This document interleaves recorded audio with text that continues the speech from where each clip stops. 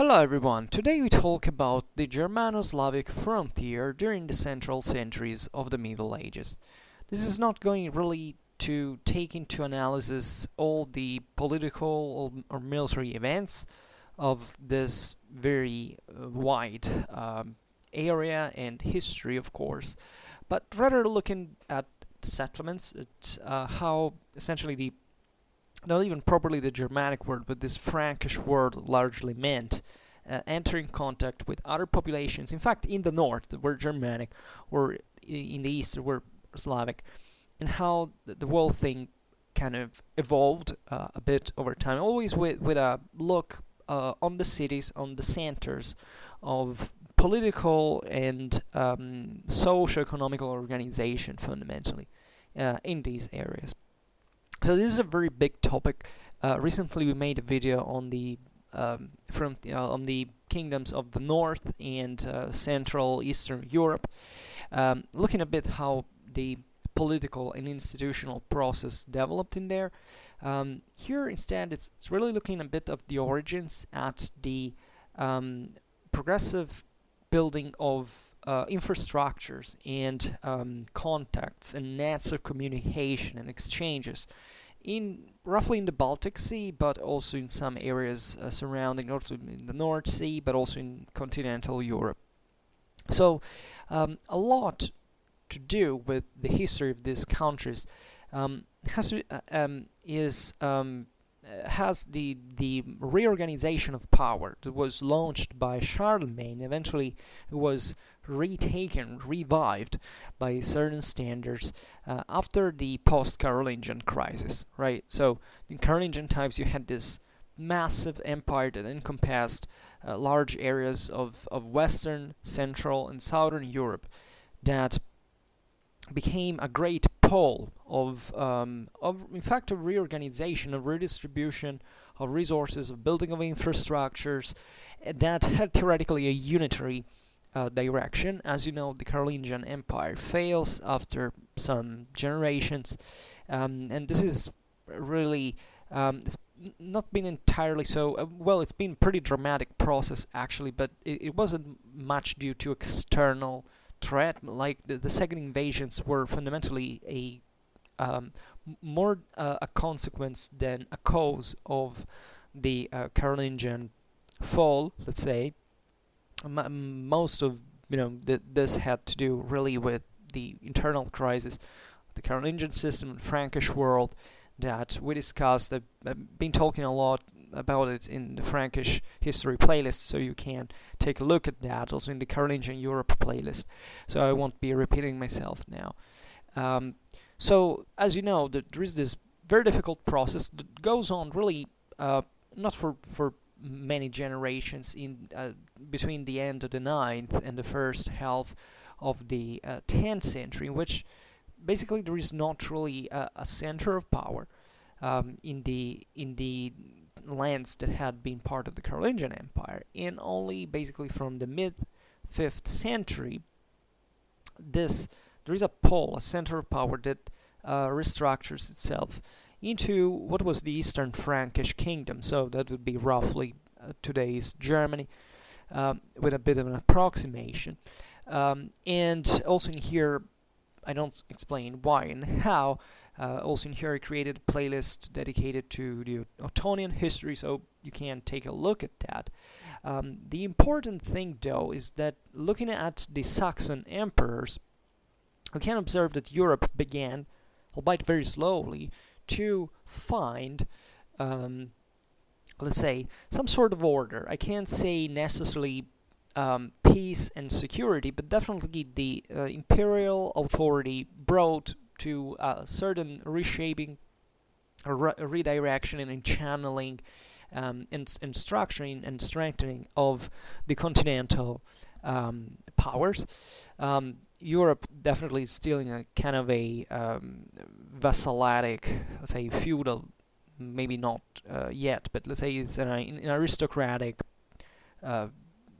feud in some sort. It was not very peaceful times, but let's say that most of the energies of the continent now start finding once again a balance and they start also to be expanded elsewhere. This is very important to frame, in my opinion, at a continental scale level, albeit every local history definitely took certain paths that were dictated by other, like, local or regional scale levels. But at a continental level, you can see that the main axis, the main direction of this expansion, especially under from a commercial point of view, right? Is taking a northeastern direction, roughly. So the northeast is fundamentally an area that the Frankish world starts looking at, especially in the Eastern Frankish Kingdom, as a land of some opportunities to exploit.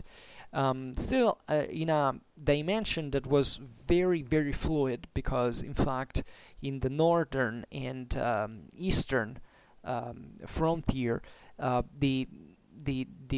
process of political and institutional construction that had been started from let's say the ruins or the relics of maybe better of the Carolingian world had not started.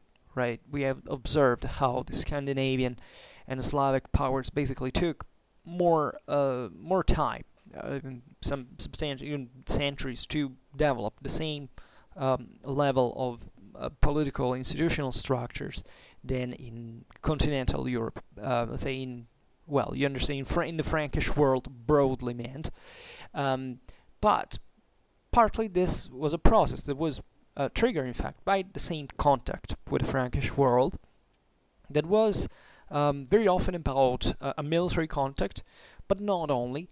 It's very reductive to talk only about it in these terms. It was of religious contact, of cultural contact, broadly meant, especially of trade contact, right? That is the great fluidifier in many ways of such relations. And also the imitation, right, of models of power that had to do, in fact, even with things like religion, trade, and the way these were organized. And much of this had to do, in fact, with the models of settlement that were definitely in these worlds at the outskirts of the Frankish kingdoms was fundamentally very, very different. And very, very unstable, so yet to be started in many ways, especially if you take the urban model, right? Even when this was pretty modest indeed. The reason for this shift of attention from in the Frankish world towards the northeast has to be understood, in fact, at a continental level, because of looking at the other theaters, basically, of the continent. Because if you look at the Mediterranean, this had become fundamentally a Muslim and Byzantine lake in some ways. Not that this had blocked the opportunities of trade. Actually, the Mediterranean remains pretty open and pretty florid in its own regard, in spite of all the conflictuality that existed into it. I made several videos, I think, about the Saracens in general, and also the Byzantine world, of course, but also videos about the relation between Southern Europe and the Saracen world, meant mostly as a market, right? As a big market, an interconnected market with the rest of the world, large areas of Asia especially. But that is another chapter. But let's say that the Frankish world had developed, especially within, let's say, during the second invasions, as a continental world, which doesn't literally mean like from a geographical point of view. I mean, partly obviously means like that, but this basically is has as a consequence the mostly not really an introversion, because we've seen that in fact contacts throughout all the external world continued and it continued a lot, even through, in fact, with the Viking or Saracen channels that sometimes were even in conflict among each other. But, however, had restarted partly from a bit of a rural dimension, so that even in regions that are pretty, close to the sea, like it could be in all the post-Carolingian kingdoms, effectively, internal economy, the interland economy had tried to strengthen itself, exactly because the seas were regularly in control of someone else. This is a situation that started to change fundamentally during the 11th century. In many ways, that's in different areas of Europe. Let's say the change of many trends. It's the end of the so-called Viking era. It's also the end of the Muslim predominion in the Mediterranean. It's a moment of great transformation, but it comes, in fact, at the end. During the 10th century, for example, there weren't many options in there, and especially there weren't enough resources to effectively retake control of maritime trade, also because at that point it was kind of more convenient in part to coexist with certain powers, right? For example, if you take Muslim Spain, well, obviously there was an intrinsic enmity between the Umayyads, for example, and the Saxon emperors. But at the same time, they were powers in dialogue with each other. They regulated trade. They checked the balance of the situation. They kind of even partly respected each other. They appreciated each other, and definitely also exchanged much in terms of political, institutional trends. It was obviously, especially the Umayyad example was the one of a centralized state. Same goes for the Byzantine Empire. So this was very important, especially for continental Europe, where was nothing really like a state, like a centralized state with a permanent army, etc. So it was important for the Ottonians, that, as you know, also have their Byzantine marriage, etc., to draw all of these elements to fundamentally strengthen themselves in their rule in this century, which is amazing because effectively they managed to do something like that. They managed to reconnect Italy to Germany and to put the basis for this new empire that would last for several centuries at that point, independently from the say institutional transformation and the elective character of the German crown that always was a problem in terms of centralization. But this, let's say, western and southern directions were definitely precluded to the Frankish world for further expansion. Right at the outskirts, of course, the local powers were trying to gain their space to fight against the invaders, etc. The eastern Frankish world, instead, specifically, so the one from Germany, was naturally projected towards the northeast, so that you can't say that the Christian Germanic world, so those regions of Central Europe were already Christianized in this sense, was unavoidably to expand in the direction of the Elbe and of the other rivers. So basically pushing east, inland, but not only, right? And also gaining some control on some, say, on the ports of the north and the Baltic seas. Naturally, I also forgot to mention the Hungars that in part were still pressing Germany from the southeast, and the Ottonian emperors would definitely and a bit Germany as a whole, because even the Duchy of Bavaria is a bit of the unsung fighter of the story that sensibly wears out the Ungar power. Commit themselves very much to this. Actually, there is a perspective here that can be more useful, is that actually Ottonian Germany obviously projects itself chiefly into Italy. That's the real big direction, right? But it's an imperial direction. It's not really the direction of the local German powers. Like, the local German powers do not care about the imperial perspective more than much. They understand what they can gain, what can profit from an Eastern Frankish monarchy that also owns the imperial crown at this point. They're not so willing to pay for financing the Italian campaigns. They don't care very much, and this is a great problem that also creates this couple of basically the emperor and the church that are committed, in fact, institutionally in strengthening the imperial prerogatives and to extend power in this rich southern European land that is kind of politically fragmented and wealthy enough to say, okay, let's go straight there because that's where you want to get. Also because there is the papacy, and that's the only authority that can confer the imperial crown. So that was also a very important factor, of course, that couldn't make the Eastern Frankish monarchs looking elsewhere. But at a local level, right, and over the centuries actually, many other properly German powers try to and succeed in extending their own control over this northeastern direction that is quite profitable, especially for the revival of trade in the Baltic Sea, right? What was happening from the other side? Well, let's say in Scandinavia. Well, Scandinavia at this point was undergoing a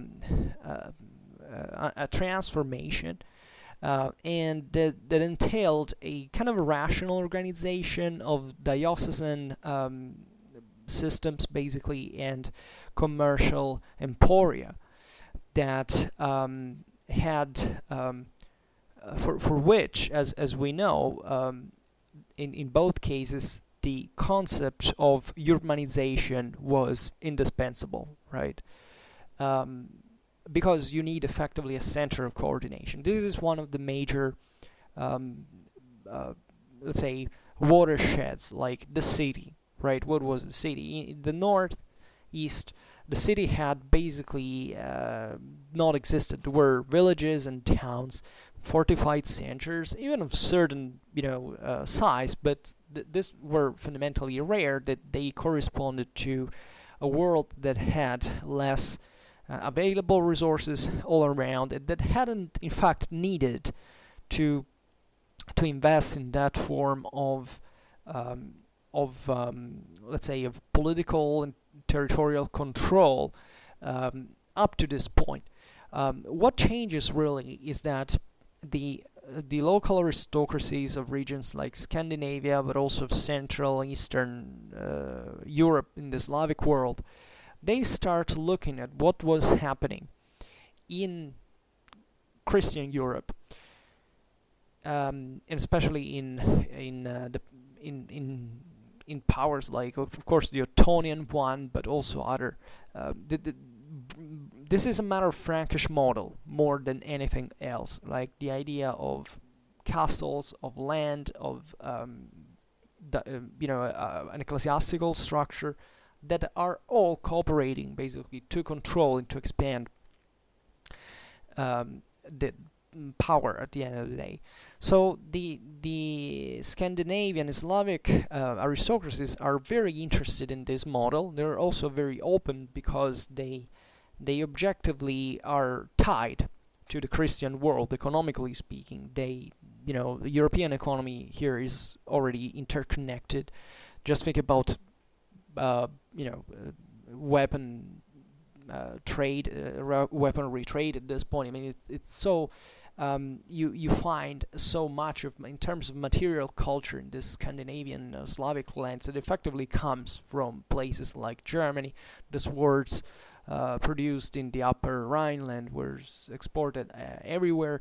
So it was a much deeper system that also, during the moment of greatest contrast, for example, during the Viking era, talking about the north, had always been dependent the one on the other, Like, if you even if you look at the Viking Age, you don't have really to believe that it was just about a bunch of Vikings raiding and pillaging, and and then going away. There was an enormous business around this all that definitely encompassed all the local powers in a way or another. There were definitely local Frankish lords siding and trading and supporting even the Viking expeditions, and the whole thing is way more complicated than it's actually showed. The same goes for the Saracens, bit less maybe for the Hungars, but that's another story. But at the same time, that it's paradigmatically into that direction. Now, the problem of the city starts becoming more important for several reasons. First of all, trade and economy in general starts growing and expanding. So you need, and that happens normally as a consequence that the trade centers, so the centers proper and the settlements start becoming more important. So you need certain fortified settlements that have to be increasingly sizable in order to protect resources and to have people who can control them, and eventually to re-export them and maybe to work them and so on. So at this point, the idea that major centers starts to expand further is pretty evident. This is a bit present in all the entrepreneurial mindset of even of these pirates. Like if you take the Vikings, well, wherever they go, they created entrenched camps, some of which became even very important cities today. Like taking Ireland, this happened, for example, quite evidently. They were all coastal centers connected to waterways that obviously the Vikings expanded through.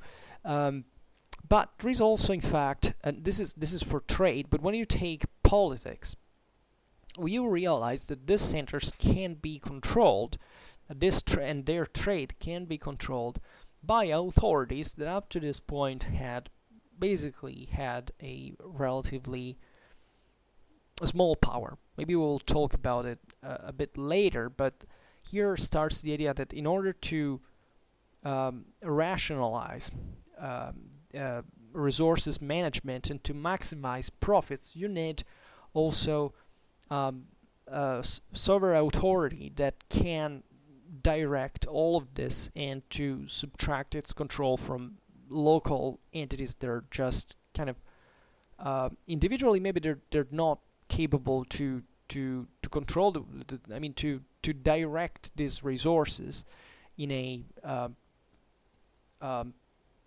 say in a profitable way, right? This is a kind of a maybe I could refine this concept, meaning that of course most of the aristocracies that at this point were rising to control these centers were normally either the same people who founded them or who came to rule over them. So this is much more natural than it sounds. And yet it's very challenging for the local cultures, because the local cultures were some sort of egalitarian at the aristocratic level, so they didn't tolerate that this tradition would be surpassed, because obviously they realized that just one guy leading of all the others would abuse of its power, and they stressed their let's say their local traditions, etc., in a way that sometimes takes cultural tones, but they're just basically the banners of the ideal banners to conceal much greater interest. The same goes for religion, right? Even the process of Christianization evidently was about this, because the creation of new centers for building a diocese entailed a new type of lifestyle and political and territorial domination that had never existed in those lands. We had regulated society and politics with laws that were inspired, for example, to certain, for example, to the local cultures, the local rituals, etc., that were aimed exactly at stemming the aristocratic control. So behind the struggle that also was very relatively, it has not to be emphasized, especially in Northern Europe, for Christianization, actually there were enormous businesses and political interests from both sides, both from Christians and the pagan side. And that's basically the end of the story, and why there was so much attrition because of it, because otherwise, as I explained on that video on the religious syncretism of the North, actually a monotheistic faith and the let's say pagan ritual religion were absolutely could absolutely coexist, right? And this is very well known to the history of religions at this point, is that there is much more than that, because they're actually different system of different worlds that at the end of the day were just deciding who had to rule and how, right? But we will see it better later. The diocese, in this sense, needs a city, right? The Roman Catholic model it comes straight from the Roman Empire. Conceives that the local bishopric has to be based on a city. That is not a city like all the others. I mean, it's the Roman city, right, of the regions of Southern and Western Europe. It's something very specific that, in this sense, in Central and Northern Europe, has to readapt itself a little, especially on the base of local resources that are actually naturally limited, right? But it's the project beyond the this Frankish model of urbanization that entails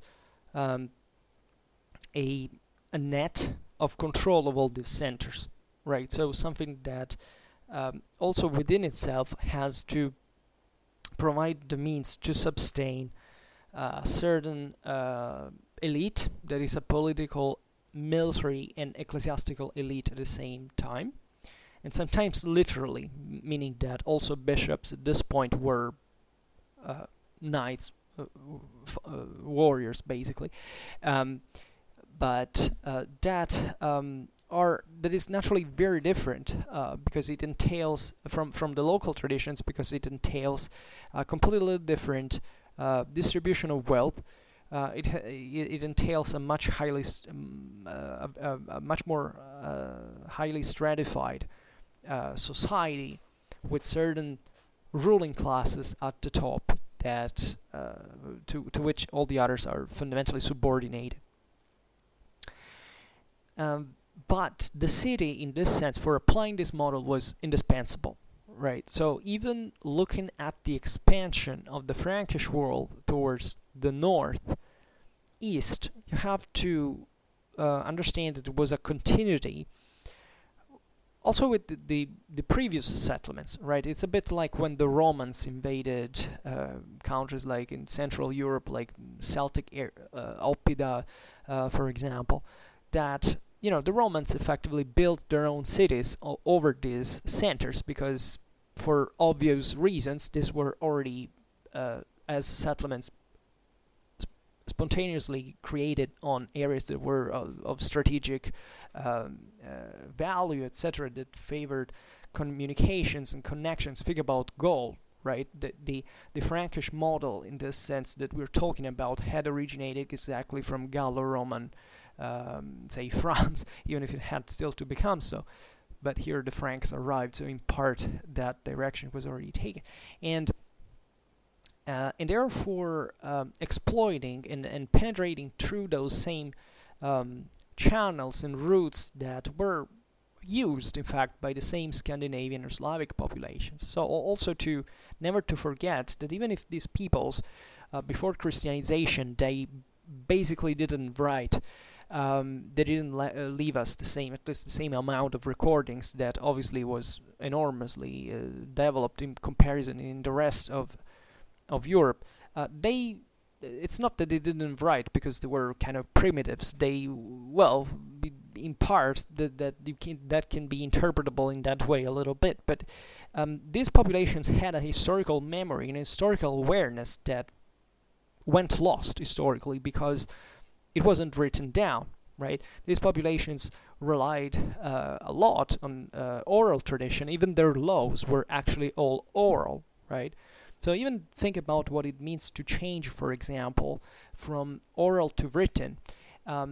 This is really a matter of power because before there was a sacerdotal class in the pagan world that had basically to remember and to be the guardian of all this knowledge that was in fact mythical, so in this sense religious, juridical, and cultural all together. Once that something is written down, theoretically everybody can use it. So it's mind-blowing because it changes all the social relations, all the relations of power, and this is why it creates, in many occasions, so much contrast between the monarchs that start to rise from these areas and the local nobility, because it was basically the first trying to extend their power and succeeding at the end of the day, at least in some cases.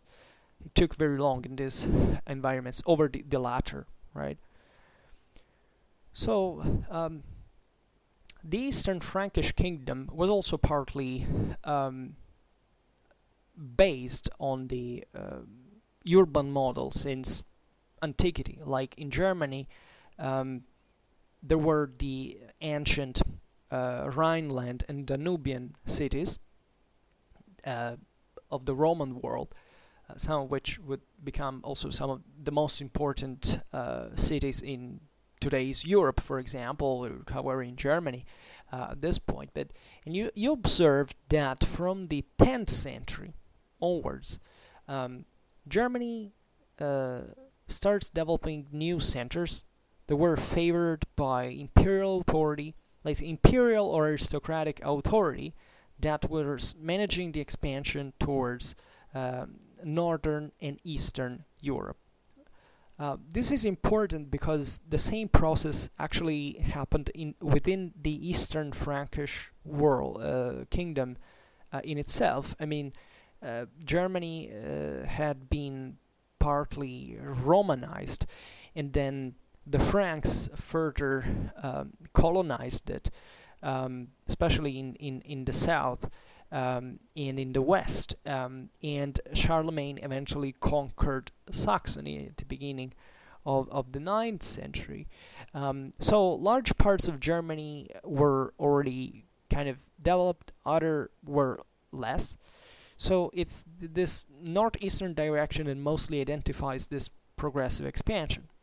This is very important and interesting, also considering that the Eastern Frankish kingdom was ruled at this point by a Saxon dynasty, so that paradoxically it was the least Frankicized, in fact, area of Germany that produced instead kind of the most efficient vassalic beneficiary models in here, and developing royal and imperial institutions and making them survive where Carolingian Empire had basically failed. Naturally, these are two different things to compare, but it's still kind of an amazing feat in many ways. A bit like considering that, I don't know, that the Romans didn't make it to colonize Germany by large, and the Franks, for example, did. Let's say, there are this similar comparisons, and there are also comparisons in the future, because if you take, for example, the Normans in England or in Sicily, you realize that basically they create much more centralized models than the Frankish ones that they had adopted by standard in Normandy. So this is particularly interesting, and in my opinion, it has to do with the relative low cultural resistance of these peoples that maybe today in popular culture are depicted like this ultra reactionary forces that didn't want to be Christianized or Frankicized, but that at the end of the day were the ones that absorbed more effectively all of these models and were capable of replicating them even in a more functional way, in a more developed way, enhanced way than the same Frankish model was, right?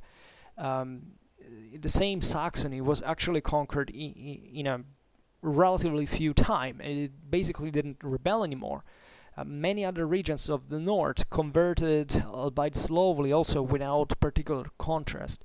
So also this idea that this transformation was somewhat ideologically based and it passed through propaganda or violence and enforced conversion is, really to substantiate, because basically all what we know, historically speaking, is that a very few was actually forced in these populations, and that even though there was an internal struggle within the same societies, at the end of the day they transformed simply because there were certain mechanisms that were ongoing, that were related even in fact with trade, with the availability of wealth, something that basically unhinged the original society as it was, and that actually at the end of the day improved the at least the general wealth of these systems, right? And you can see basically a progress into the thing, which is kind of controversial, because if you look at feudalism, you realize that the peasantry was kind of in fact oppressed, generally speaking, but it's still true that world that we improved from like tribal societies that were, by the way, extremely unstable, always at war, and with this kind of even more let's say less agreeable character than what more advanced societies would become. So it's really a controversial topic. Recently I made a video that addresses these things partly, that is From Here to Chivalry, if I'm not wrong, that deals exactly about this, talking about the developments of knighthood in high medieval Scandinavia, and it was definitely a moment of general improvement, if anything, for just the cultural meeting of these communities. Basically, that we know that trade increased, we know that exchanges become more sound, we know that these societies started disposing of resources that previously they had not disposed of. So it's very interesting, and the let's say especially the monarchic authorities were particularly in contact with the international system, right, from which they sometimes even took some sort of they searched for at least some sort of delegation in terms of recognition of their power, or also they were threatened by them simply. For example, a great part of Christianization, if you take countries like Denmark or even Bohemia or Poland, they did pass through the the idea that by being Christianized, they would enter into a more acceptable club of the powerful people, basically, that in this sense would also avoid to attack them, right? The conversion of such countries did pass also through the threat of invasion. That wasn't really at that point a matter of religion, but religion could be a valid excuse. We know that sometimes for example in the Baltic Crusades, this didn't quite work. There were pagan tribes that converted to Christianity even from some time, but eventually were basically destroyed by the Teutonic Order, even if they just because they were accused of being pagan, that just was the casus belli. Obviously, the reasons were political, as in all times. So naturally, very crude stories in their own regard that have to do with the logic of the power of the strongest, of the military capabilities, developing a system, a vassalitic beneficiary system like on the Frankish model, means to have retinues of military men that fight for you. This already existed in the Viking Age, when think about the huscarls, or in fact the Hird, and the idea that in fact also in this world there had been a massive change in the local traditions, even before, in fact, Christianity, even in a context that was influenced by Christianity, because don't think that Vikings were some sort of religious fanatics, or that also Christians were, for which, I don't know, this raids, this warfare actually was triggered by that. In here, the most evident thing is that there were fat, rich centers to pillage, and that's what basically humanity has always been after throughout all history. But at the same time, this power started to understand that there were more advanced models that it could replicate. For example, what I totally dislike with Vikings, even if I've never actually watched it, but I've been reading about this, is that there is this absolute and very stupid mistake on which at least the beginning was centered, for which they were showing you basically the exact opposite what happened historically speaking. That is, the idea that there was a terrible king that didn't want the poor Vikings to go away and to let them free to do their Viking stuff, like, because he wanted to centralize the big guy, the big authority. It was completely the other way around. These Viking leaders were people that were looked upon with, and rightfully, with enormous suspicion by the local Scandinavian societies, especially by the less affluent, let's say, talking about classes maybe is excessive, but this parts of societies, let's say, better, that because obviously by going abroad and basically raiding and pillaging, that could come back with such a huge amount of wealth that could fuel military private retinues that could be built to expand personal power over the freemen, which is exactly what happened. So when you look at the story of kingdoms of Denmark, of Norway, or Sweden, this passed largely through this absolutely anti-traditional transformation that at the time was surely seen as like a big threat. So this began, let's say, I can't say much before Christianity, but definitely when these powers were still largely not Christian, and had already massively accelerated this process of social stratification, starting to build really personal powers that translated itself into monarchies eventually. So this was not the virgin island where nobody had ever set foot, and these poor natives were corrupted by the morals of the terrible continentals and their religion.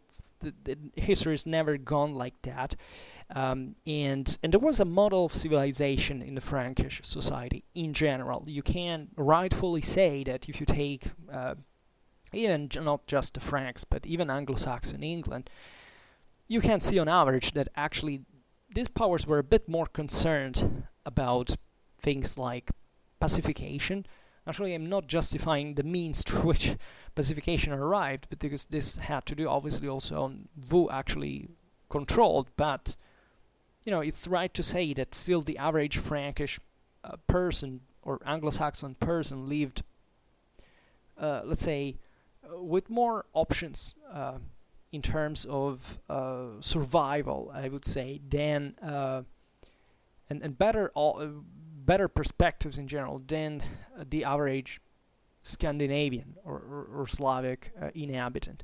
there's a much of a debate about this, because people say, oh well, but those were freer, right? Well, yes, but this idea of of freedom has been in here a bit too emphasized, meaning free to do what exactly? I mean, to live in a hut dispersed into the wilderness, hoping to survive and trying to, you know, what happened in the rest of Europe was something that objectively gave better living conditions, simply because of the availability of resources, but not only. The average Frankish inhabitant was presumably better off than the average Scandinavian. I think there is not even much of a debate about this in an academic context, let's say.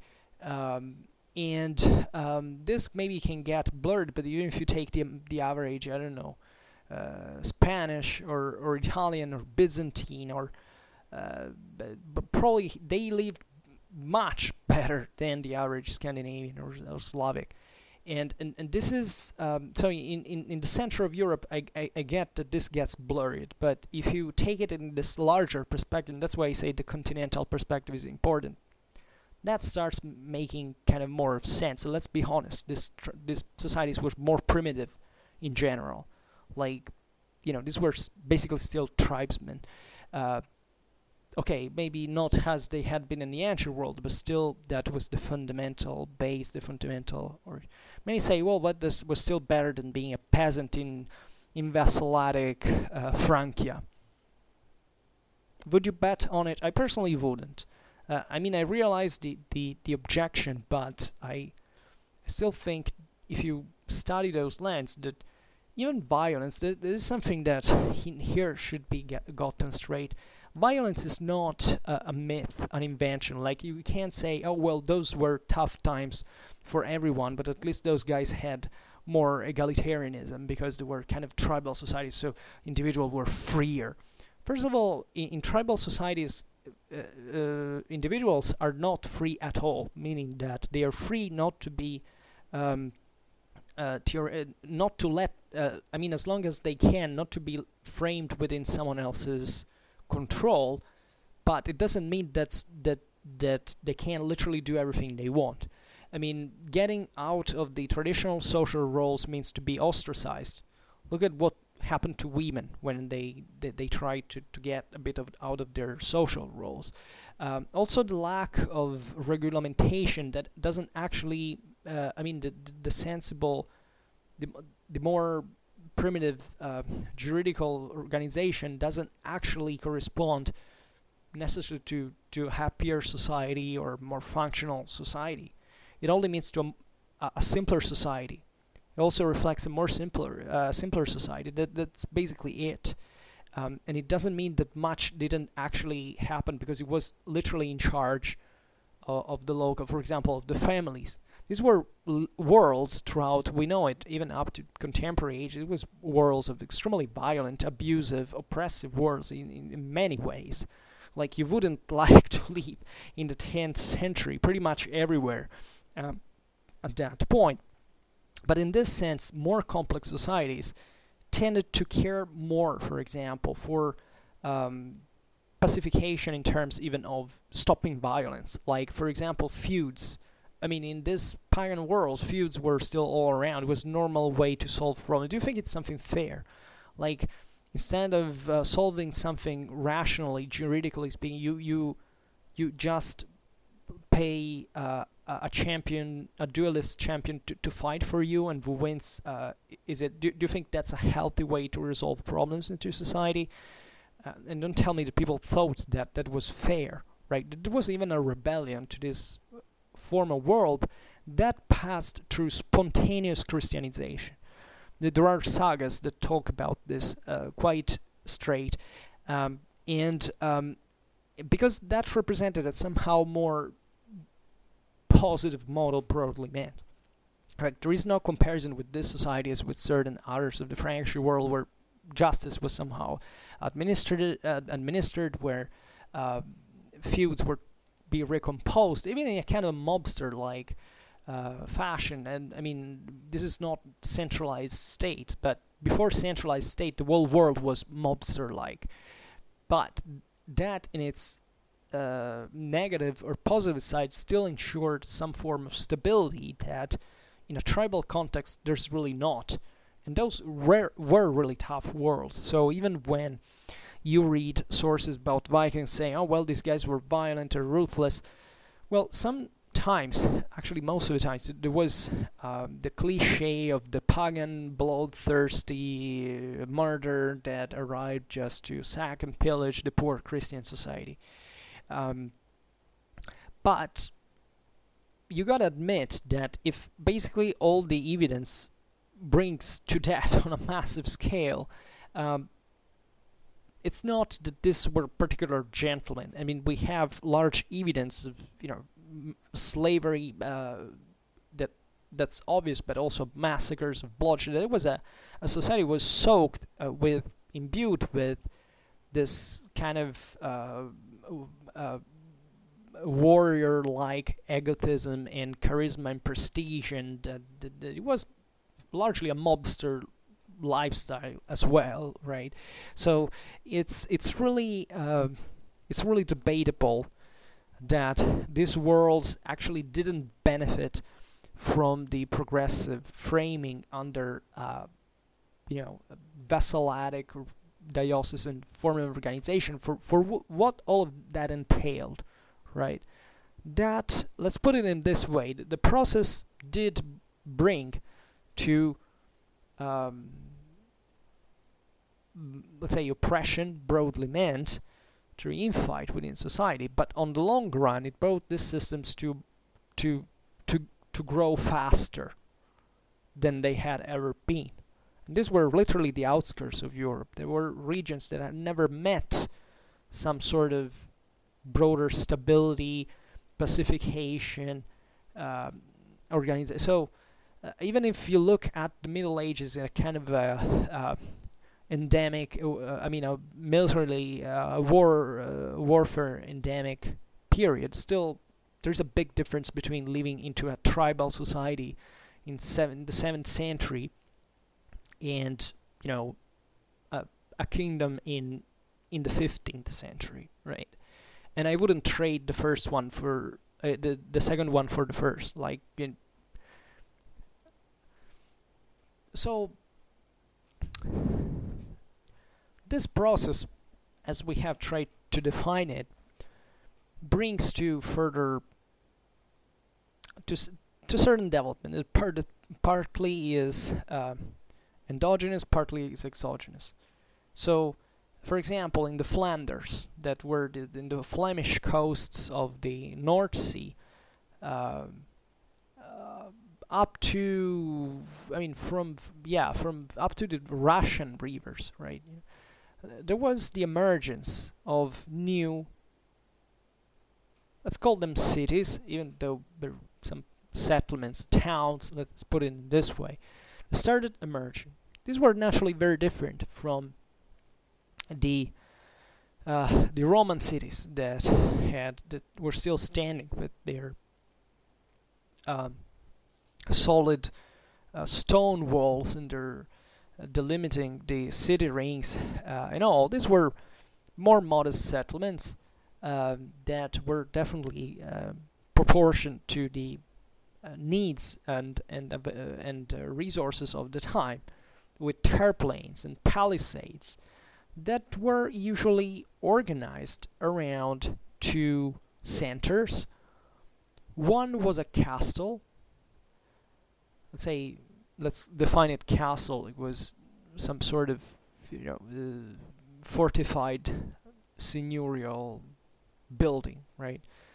Where also the cathedral started, and a mercantile area where were basically stocked both the depots of the goods, the trade goods, and other warehouses. So this is naturally a work that resembles pretty much what the Frankish system was about, right? And this evidently, especially with the cathedral, is already the obvious sign of Christianization, whether it has happened because these are already Frankish lands or because someone has Christianized from the other side. A typical example of such a center is the Flemish city of Quentovic, that actually disappeared before the year 1000.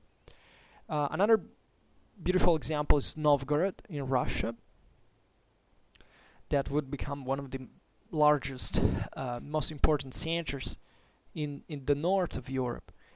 That characterizes itself as a matter of fact, as a trade center, right? Very differently from other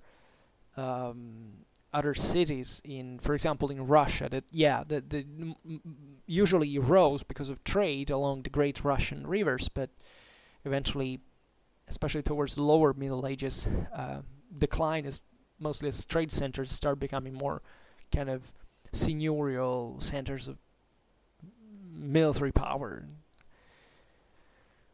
So all of this is going in parallel with the demographic revival and the extension of agricultural spaces.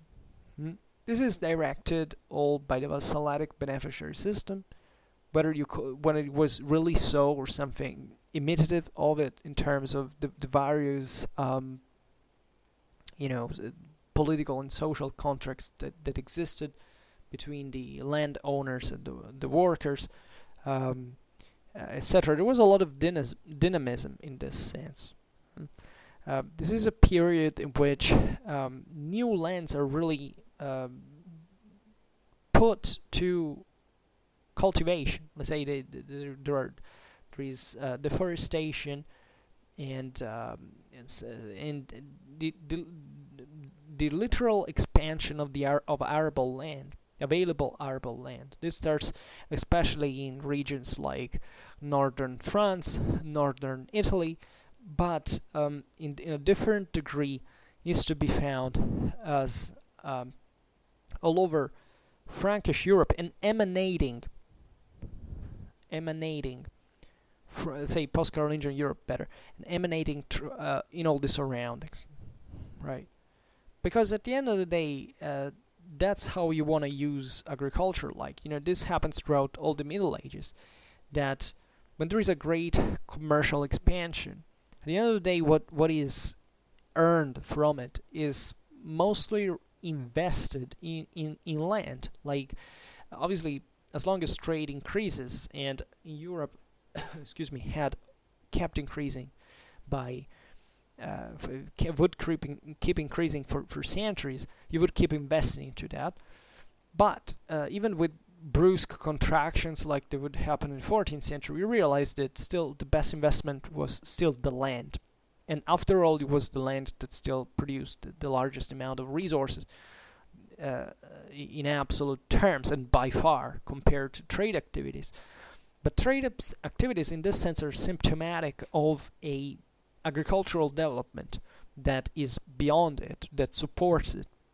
And that's why these centers start expanding, because also from a sheer demographic point of view, the people who come to live into these centers are basically peasants that realized that they had enough economical security to try to invest their property into some, for example, craft in the cities. It happened very slowly, of course. At the beginning, the city is still the great storer of agricultural resources. I mean, that's literally how it starts. It's this great logistical center that originally starts for more than for necessarily trade, at least, however, along also with military activities. That particularly evident in Viking Europe, right? But aside from this, it's really a world that is transforming from the bottom up, right? Not much the other way around. Although, of course, this process is pushed by policy that tends to export these new models of government that facilitate the control over the wall, and basically accelerating in turn the process, so basically strengthening themselves kind of invariably. Naturally, not all the areas, especially of the far north,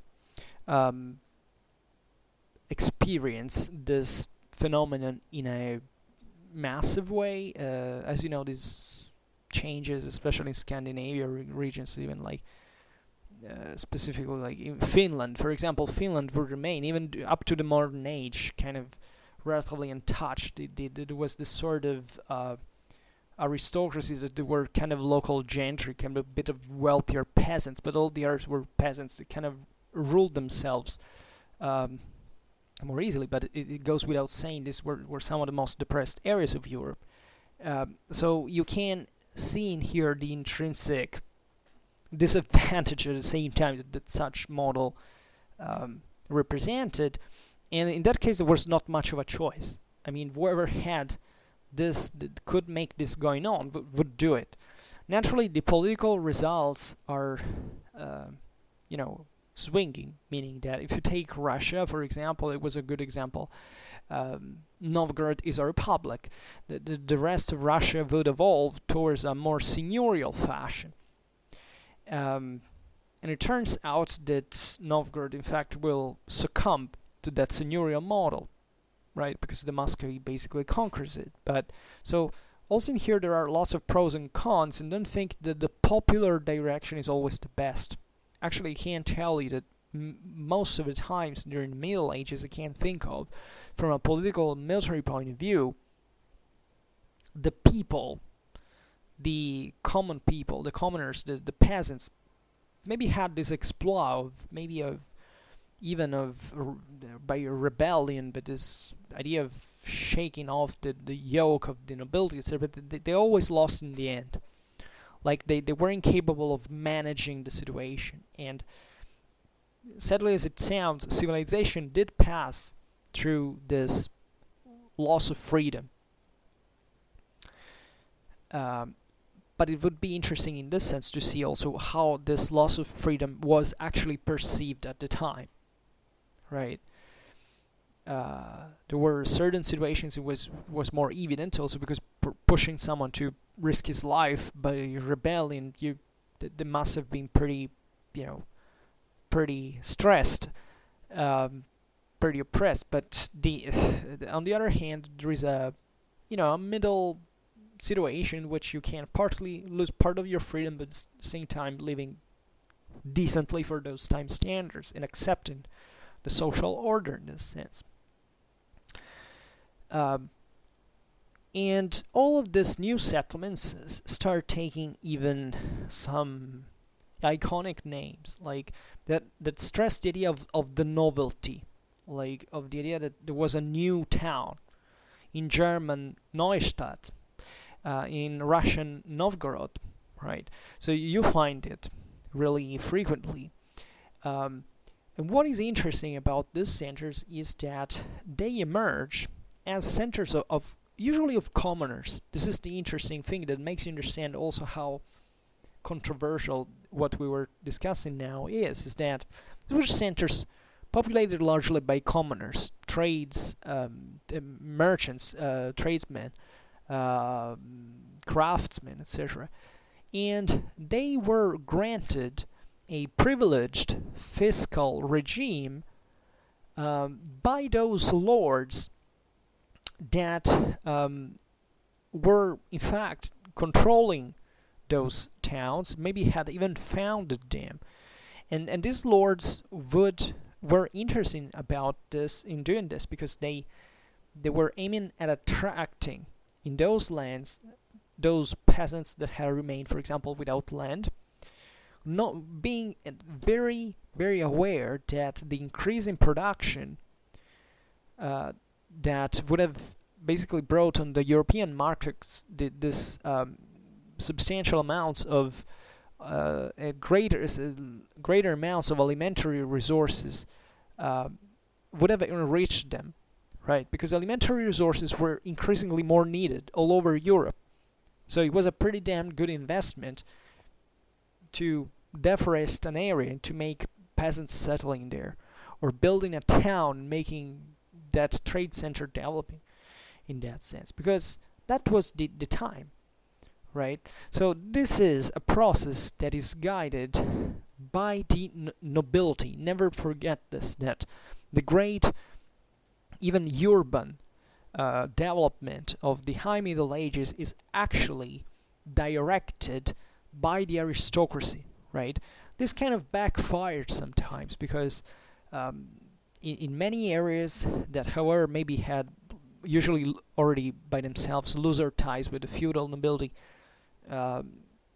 they became competitive, if anything, from an economical point of view, obviously also from a political point of view, but also it's obvious that a city was more economically competitive than a castle, right? Meant as rural estates of the feudal aristocracy. So what happens though is that the feudal aristocracy gets living into the cities and invests in there and controls that. So this always goes together with the aristocracy. Never think that it was about the classes of freemen, that they shook off the yoke of the vassalic elite to pursue freedom. Well, some of them did, as long as they could. I mean, especially in those centers of like here we're talking also about the Hanseatic League that starts developing for 12th century with Henry the Lion, that in that case, for example, founded Lübeck, right? The earliest, most important center. Now we will see at the end of this video. But in a way or another, they were the consequence of the feudal system, and they were still standing into lands where a feudal jurisdiction existed, and with which they had to cope at the end of the day. And in this case of Lübeck is particularly meaningful, because at the end of the day, that was founded, it was granted city rights, market rights by the local duke.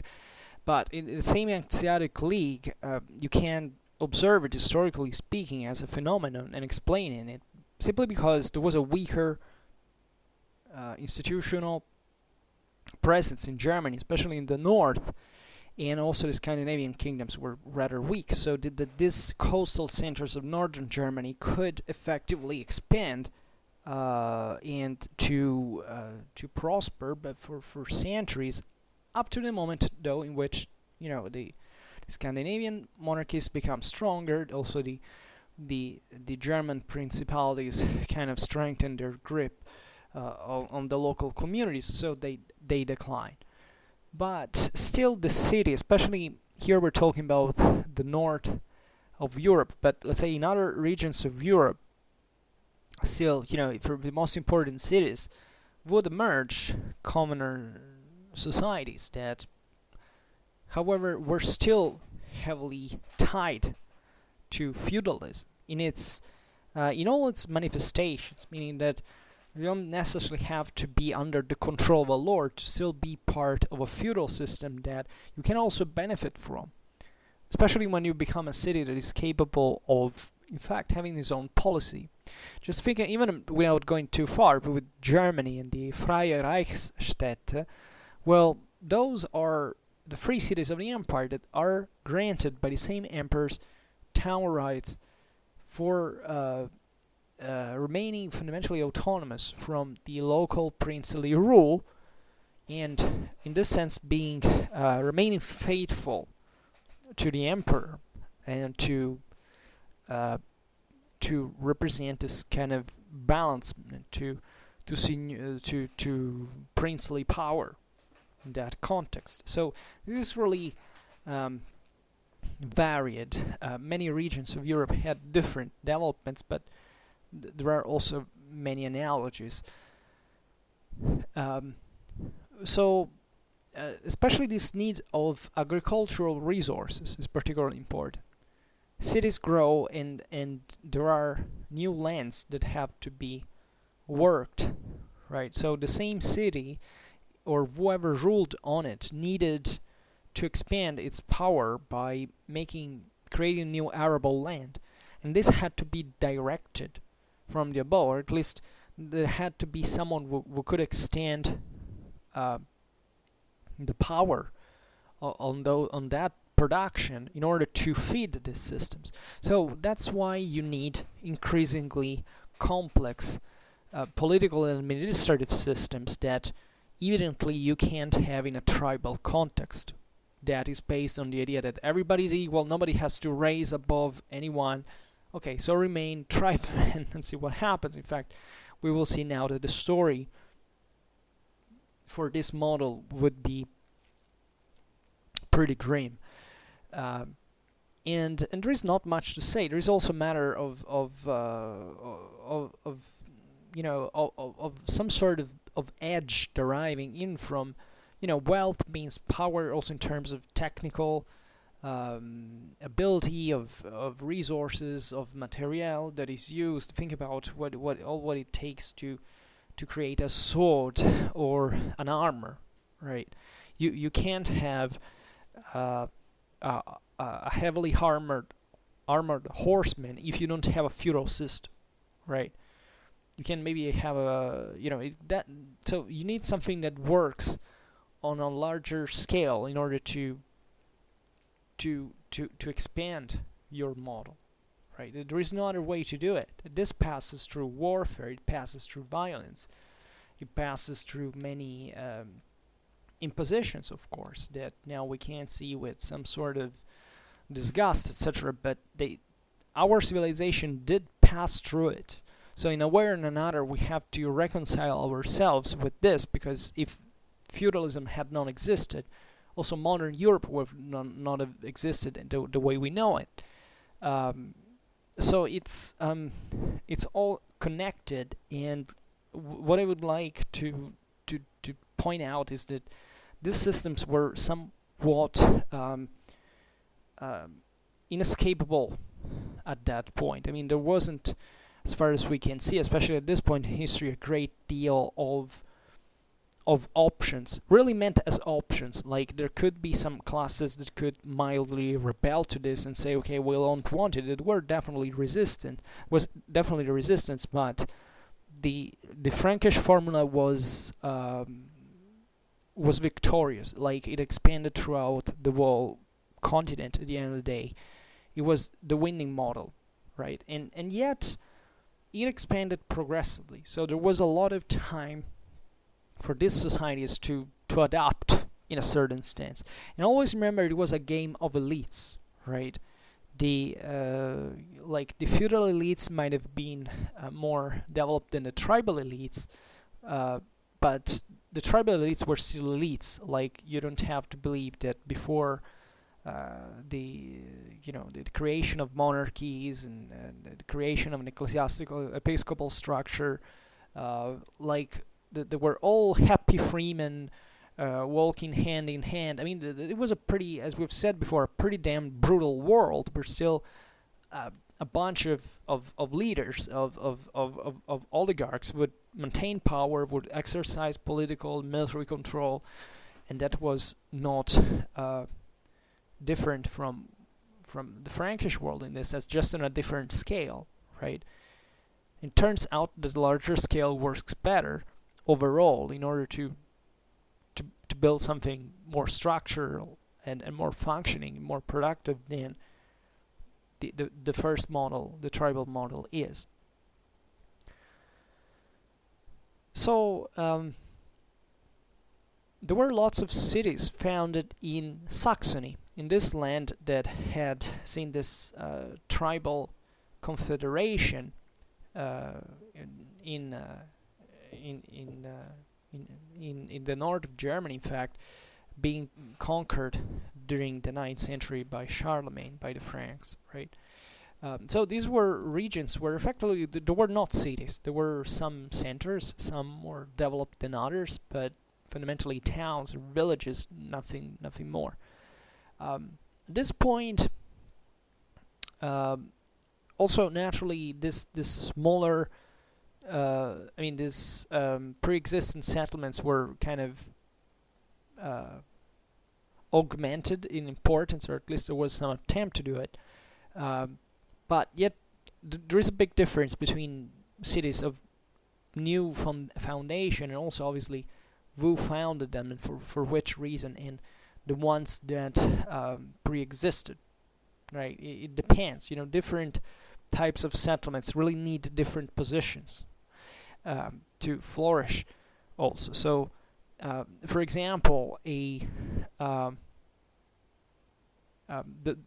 Hamburg was founded ex novo, while Bremen, for example, was founded on pre-existing settlement, right? So this is normal. It really depends also on the convenience. What do you want to do? So at the beginning of the 9th century, this two centers of northern Germany, for example, gave life by will of the Emperor Louis the Pious to an archbishopric that was proposed to organize the evangelization missions towards Scandinavia and the eastern regions. So in the following decades, it was the Bishop Ansgar that went in Denmark. It was well accepted by the already Christian King Harald, right? These figures are very important. Ansgar was born in near to Kochbi on the Somme river in 801. So perfect product of the Carolingian Empire in many ways, both in space and time. And he eventually would die in Bremen on February the 3rd, 865. He was educated in the monastery of Kochbi since he was a kid, and he eventually became master of that school, and then he passed to teach in the monastery founded in Corvey on the Weser river in Germany. It was a branch of Corbie. In fact, it was called in Latin Nova Corbeia, where he under the wing of the abbot Adalbert. And in here, Ansgar became his activity as a missionary. At that time, this was very important because in the north of Europe, there was basically no strong base for starting the propagation of Christianity. So, according to the system given by Louis the Pious to the dioceses of conquered Saxony, the diocese of Bremen, that existed already since 787, depended on the metropolitic seat of Cologne, while Hamburg and the land north of the Elbe were still divided between the diocese of Bremen and the one of Verden. So there were some attempts, there had already been some attempts to convert the Scandinavian peoples. And with the backing of Louis the Pious, the Archbishop Ebbe of Rheims, that was probably Saxon by birth, and appointed as legate of the North by Pasqual I, Pope, had preached since 823 onwards the gospel to the Danes that were still pagans. But in 827 he had eventually abandoned that country as he was disillusioned. And in fact, the same Ansgar that in 826 had accompanied to Denmark the king of the Danes Harald, that was converted in Mainz in Germany to Christianity. and had preached, after having preached the Christian faith, and having lived rather long in Sweden even, had not come to obtain long-lasting successes. So the base of operation was finally built when Ansgar obtained by Louis de Pius that Verden and Bremen as dioceses were separated by the region north of the Alps, and was instituted the little city of Hamburg, an archbishopric, of which he was the first archbishop in 831. So with the archbishopric, Ansgar had this task to convert the peoples of the north and to organize them into bishoprics. Gregory IV at this point conferred to him the pallium and appointed him as apostolic legate for Denmark, Sweden, and the Slavic countries, while another Bishop Adalbert was in fact consecrated bishop missionary for Sweden. So once organized the diocese of Hamburg, Ansgar started, as it was its task, the conversion of the Danes, and in the monastery of Thurholt in Flanders, in western Flanders, close to Bruges, that Louis de Pius had entrusted to him, and in Hamburg were instituted certain schools for seminars into which Ansgar made coming certain monks from Corvey to be educated. But after the Treaty of Verdun in 843, the new lord of the Western Franks, Charles the Bald, took away from him the monastery of Thurholt. So the worst was when the Danes themselves destroyed Hamburg in 845, while Sweden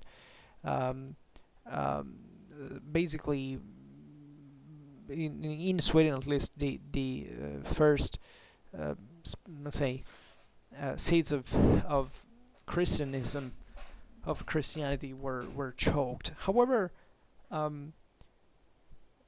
after some time that the Archbishopric of Bremen had remained vacant as a seat, Louis the German gave it to Ansgar as a new starting base for his mission. But the reunion of the two episcopates canonically was not allowed. In fact, the seat of Hamburg was suppressed in a council in Mainz in 847 and would be re-established by another council, still also in Mainz, the following year. Another difficulty was that Ansgar depended on Bremen for Bremen, but on the metropolitic seat of Cologne, and therefore by the kingdom of Lothar the First, and later the one of Lothar the Second. While for Hamburg, he depended on the Eastern Frankish kingdom. So here you realize even how the fragmentation of the Carolingian Empire brought to these administrative problems controlling this broader process of conversion. Therefore, Nicholas I in 864 divided basically Bremen from Cologne, and decreed the reunion of the two dioceses of Bremen and Hamburg. So from 848, Bremen became the seat of the archbishopric and of the mission for the north. So after this long interruption, Ansgar re-established personally the mission in Sweden, where he operated finally with the priest Adalbert, it was nephew of Gausbert, and especially among the Danes were achieved great progresses, and especially when the king Harik renounced to the persecution of Christianity, and in Schleswig also was founded a church. So this enterprise was endangered once again after the death of Arik in 854, but Harik's son that bore his father's name as well, also stopped very soon every opposition, so that all the priests that had been expelled came back to the Schleswig, and a second church was founded in Ribe. However, the successes of Ansgar were rather modest, even if sometimes they were exaggerated as very important, fundamental for the evangelization in the Nordic countries. He was definitely a man with a spirit of abnegation, of zeal. However, he failed, especially because of the political situation and the scarce support that he obtained from Germany. So then he had among his pupils also his future biographer and successor Rimbert of Flanders, who would continue, but not much further, Ansgar work. And this, after all, brought to was halted for would be halted for a long time by the great victory achieved by the Northmen over the Saxons on February the 2nd, 880. Right, so this would bring once again this change, this process to be halted. In terms of Harald that we mentioned, the first Harald the first Klats, king of Denmark, right? Harald, better, not Harald. He died in 852. He was effectively king of Jutland, right? And he had obtained by the Carolingians in fief part of the Frisian land. He was baptized in 826, and he was the one that initiated the conversion to Christianity of the Danes. But he eventually was obliged to flee, and he died in exile in Frisia. So this is an example of the progressivity of the first attempts, and how much it took and how difficult it was really to accomplish such a feat for peoples that evidently were not ready yet to adopt those models, that didn't consider them as functional. Still, peoples that definitely were opposed to them because of the reasons we explained before, because it was a strong fear that such conversion could equate to a sort of absorption, even in the Frankish world, loss of power. And after all, Denmark was just, close to Saxony. He had also challenged Charlemagne at one point, and they thought that, the Carolingians could launch in fact, a campaign even to conquer Denmark, just as Saxony had been conquered. So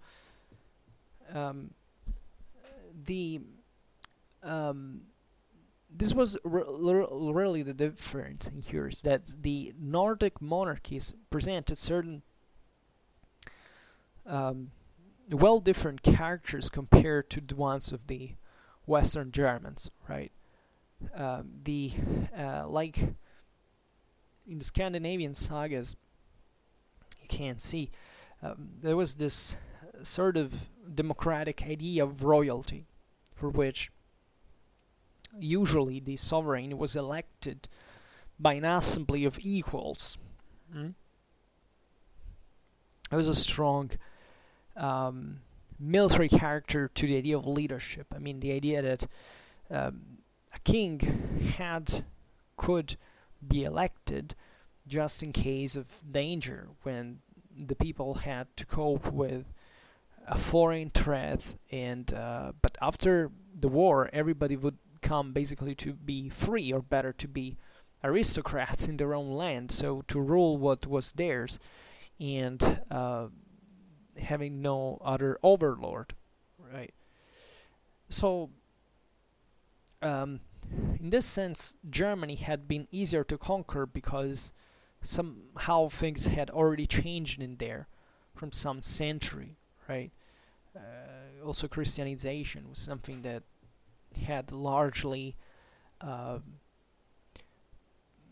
let's say, had been largely spread, not necessarily accepted in Germany proper, but still there was an idea of what that was, and those were areas that had always kind of gravitated around the Frankish world. So it was somehow easier to fully Christianize these lands by expanding politically and militarily within them. Very different was in Scandinavia, right?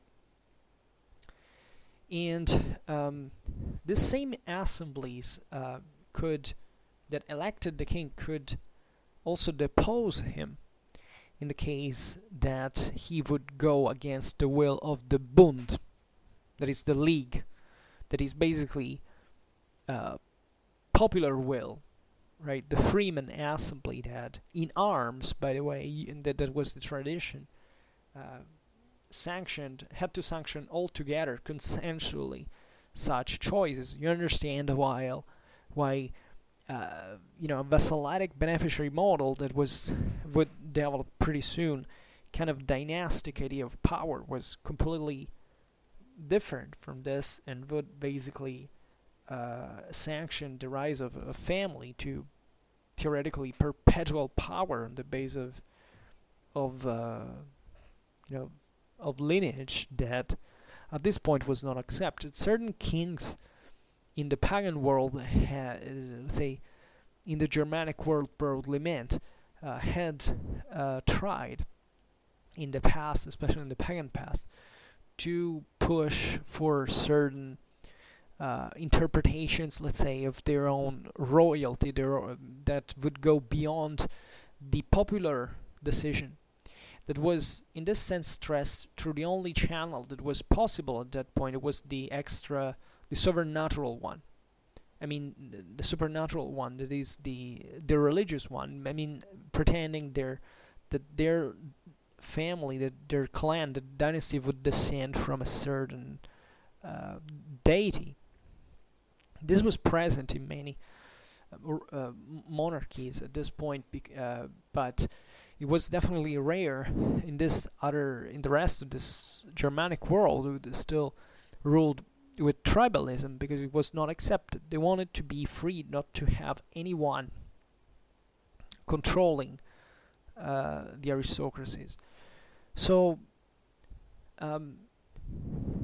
the idea is that, by the way, if the king failed in his task, he could be deposed. So theoretically, if he didn't have enough dignity, or he was inadequate to his tasks, the assembly, the popular assembly, could depose him.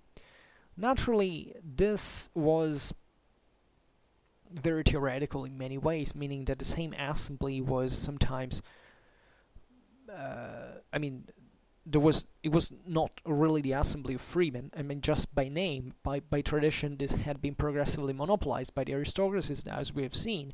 And if an aristocracy didn't want to accept a king, also in here, and the other side of the aristocracy wanted, obviously, what was the political union. That's why war was so frequent in this context, and so this progressively also catalyzed those, let's say, political and social processes of verticization of society, because war, in this sense, benefits only the elites, right?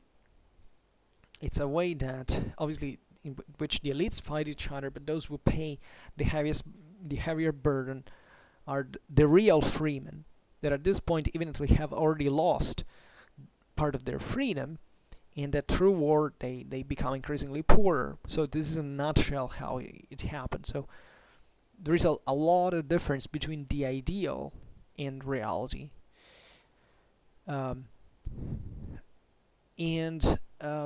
However, what is interesting in this sense is that this political impasses and fragmentation in general brought to a very progressive infiltration of Christianity. This is very interesting, and I was hinting at it also before, that Christianity was not imposed in these lands. I mean, even if the monarchy, for example, converted to Christianity and Christian missionaries were accepted, etc., before that the world people converted, it took a substantial amount of time.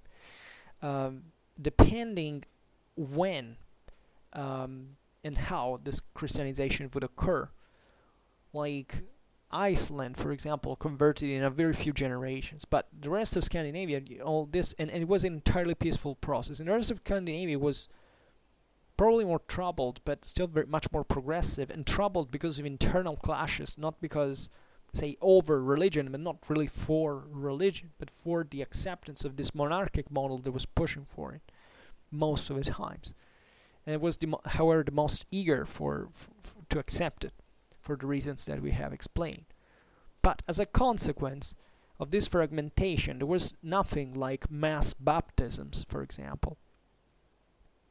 Pagan Scandinavia was never massively baptized.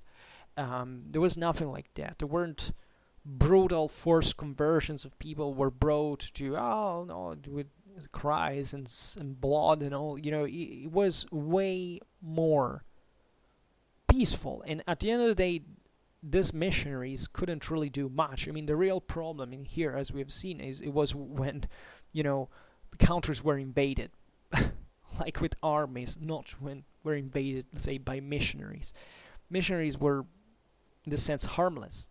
Most of the times, also, they were killed. I mean, not most, but sometimes they got killed. So the process here is to be, you know, I know that there is a lot of confusion in general about these topics, because everybody thinks it's either, you know, an extreme or the other, but it turns out history passes through a medium that is much more mitigated by a lot of other factors, and actually interpreting these processes as religious processes, as decisive factors, is pretty naive interpretation of history, basically. But a lot of people like to do it. I don't know why, personally. I don't know, because this happens both with every kind of spiritual background. I mean, you can be a theist or an atheist. All I see around, if you go, I mean, that's a kind of crude example, but, you know, YouTube videos or Facebook groups, you know, there are people who can kill each other over these topics. I personally never been interested into it, because the way I studied them do not make me take this kind of approach by standard, because it's methodologically wrong. It's not even faulty. It simply doesn't explain nothing, or such a marginal aspect of the story that, frankly, doesn't quite seem to be particularly important to be taken into consideration. And one of the reasons why we are so, in partly so keen on this, I mean, so, let's say, loud on these topics, is that partly because of what happened eventually in these countries, when the monarchies eventually affirmed themselves. Obviously, the monarchies, let's say in the late Middle Ages and modern age, etc., had to stress the this moment in history of Christianization and stressing that there was that single monarch that once was enlightened by grace. He understood everything. He converted, and from that day onwards, the country was Christian. Well, it didn't actually happen like that, but this form of political ideology that was perfectly functional to late Middle Ages, modern age, was stressed in this sense to express this kind of uncompromising view of the world.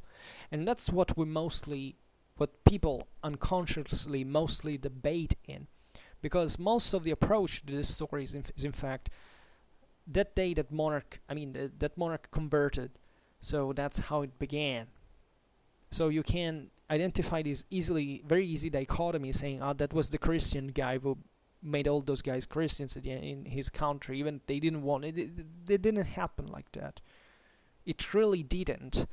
And the adoption of Christianity was mostly a political and institutional move. And I repeat it, this went to, sometimes it passed through even the necessity of shielding one's country from invasion, because if you were Christian, you maybe, the current Ottonian emperor wouldn't invade you. But it was much more than that. It was entering into a net of relations that could further enhance monarchic power in its legitimization. Right, there is a moment, especially in the 10th century, in which the newly formed military aristocracies were structured in a kind of self-validating fashion. That is, basically, these aristocracies were all recognizing each other, kind of a common lifestyle, common, let's say, ethics. Sometimes also belief, so that obviously being Christian was very important in here, but this meant sort of broader net to which forming powerful alliances and so on. And that is particularly evident, especially for the monarchy, because the monarchy has a higher range of action. So what can happen as well is that, for example, if you Christianize, you can intermarry with Christian royalty, which means that you marry, let's say, with a powerful neighbor that maybe can help you against your aristocrats that maybe are more traditionalist. They don't want you to be a king, and therefore oppose your political direction, your religious policy. But you have an external ally that is outside the kingdom, so doesn't belong to that, is not interested in that kind of dialectics, and then maybe instead is interested in having an individual, reliable point of reference in you as a single ruler, and not all these scattered lesser kings, let's say, that made up traditionally the tribal fabric, right? So social fabric. So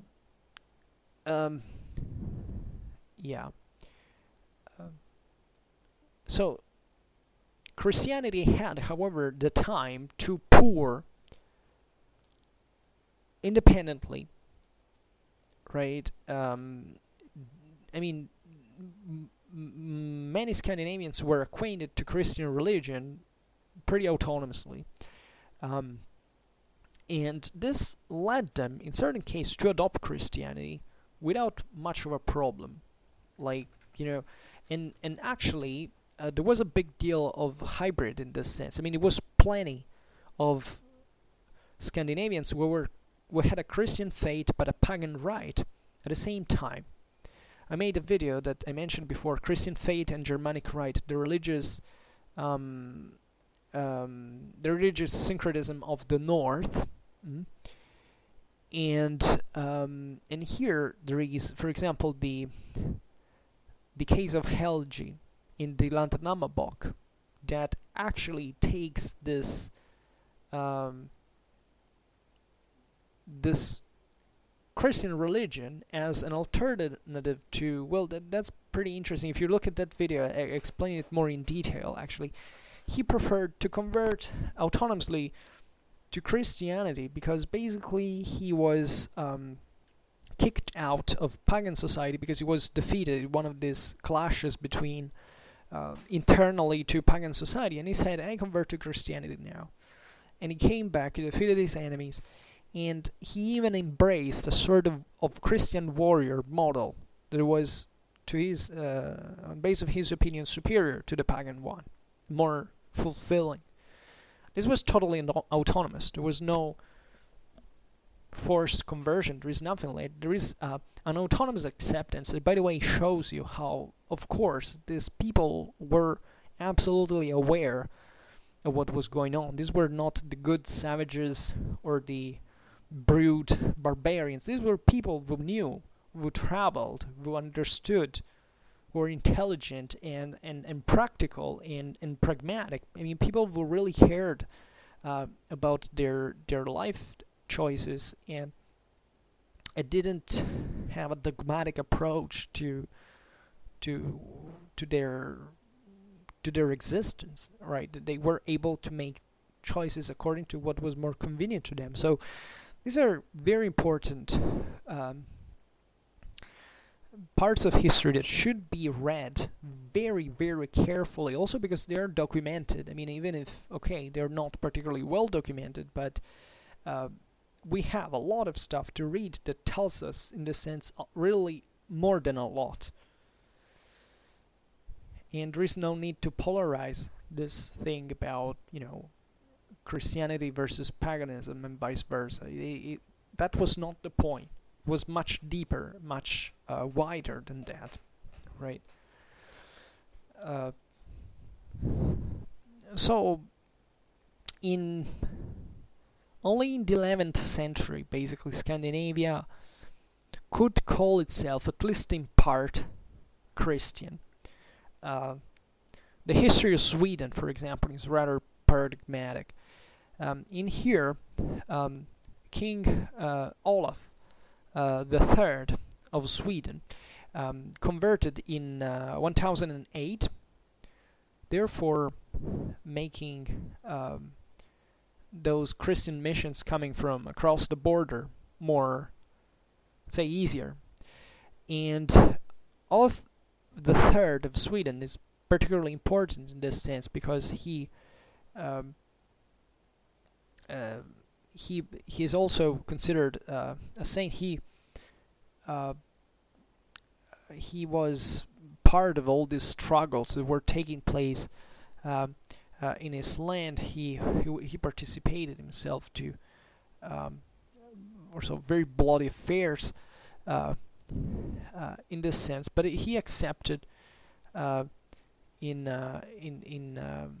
this sense Christianity as political option, and he ended up to be, in fact, killed because he refused to sacrifice to the pagan gods. And these were still pretty warlike people. I mean, they weren't being Christian in this sense didn't mean being substantially different from any other king at this point. This is also very important to understand. These weren't like pious souls that, I mean, of course, I can't. Maybe this person was very, they definitely felt what Christian religion is. We don't know. We can't be in the head of an 11th century Swedish king, honestly. But the point in here is that they weren't different. Like, this was a debate going on because of certain directions that at that point had a pretty strong political meaning rather than a religious one. And this goes a bit with all ideologies in general. So never stop to like the first thing, right? So in the case of Olaf the Third of Sweden, the reaction of the traditionalists that looked to the Christianity as a threat, as a serious threat to their cultural independence, was a political problem, right? In Sweden, like anywhere else at that point. So the pagan reaction in that case was closed around the it was gathered around the temple of Uppsala, that was famous, rendered famous by the description of the sacrifices that were practiced largely in its own sacred grove. And in Sweden, it took rather 1 century for this pagan reaction to oppose effectively to the Christian monarchy, right?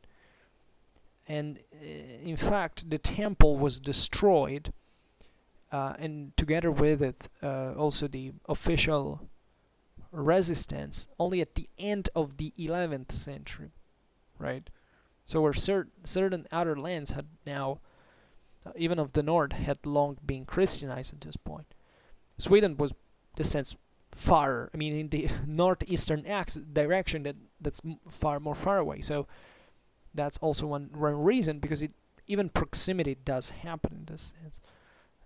Definitely, the country where this transformation happened more quickly was Denmark, for obvious reasons. They were close. They were bordering with the Frankish world. So they were more permeable and more directly influenced by it. There is also the example of Norway. It was converted with the agreement of King Olaf the Second, also known as the Saint. In fact, even Olaf the Third of Sweden is known as the Saint. Olaf the Second of Norway was a descendant of Harald the First, who was is considered the founder of the Norwegian kingdom. Olaf was born in 995.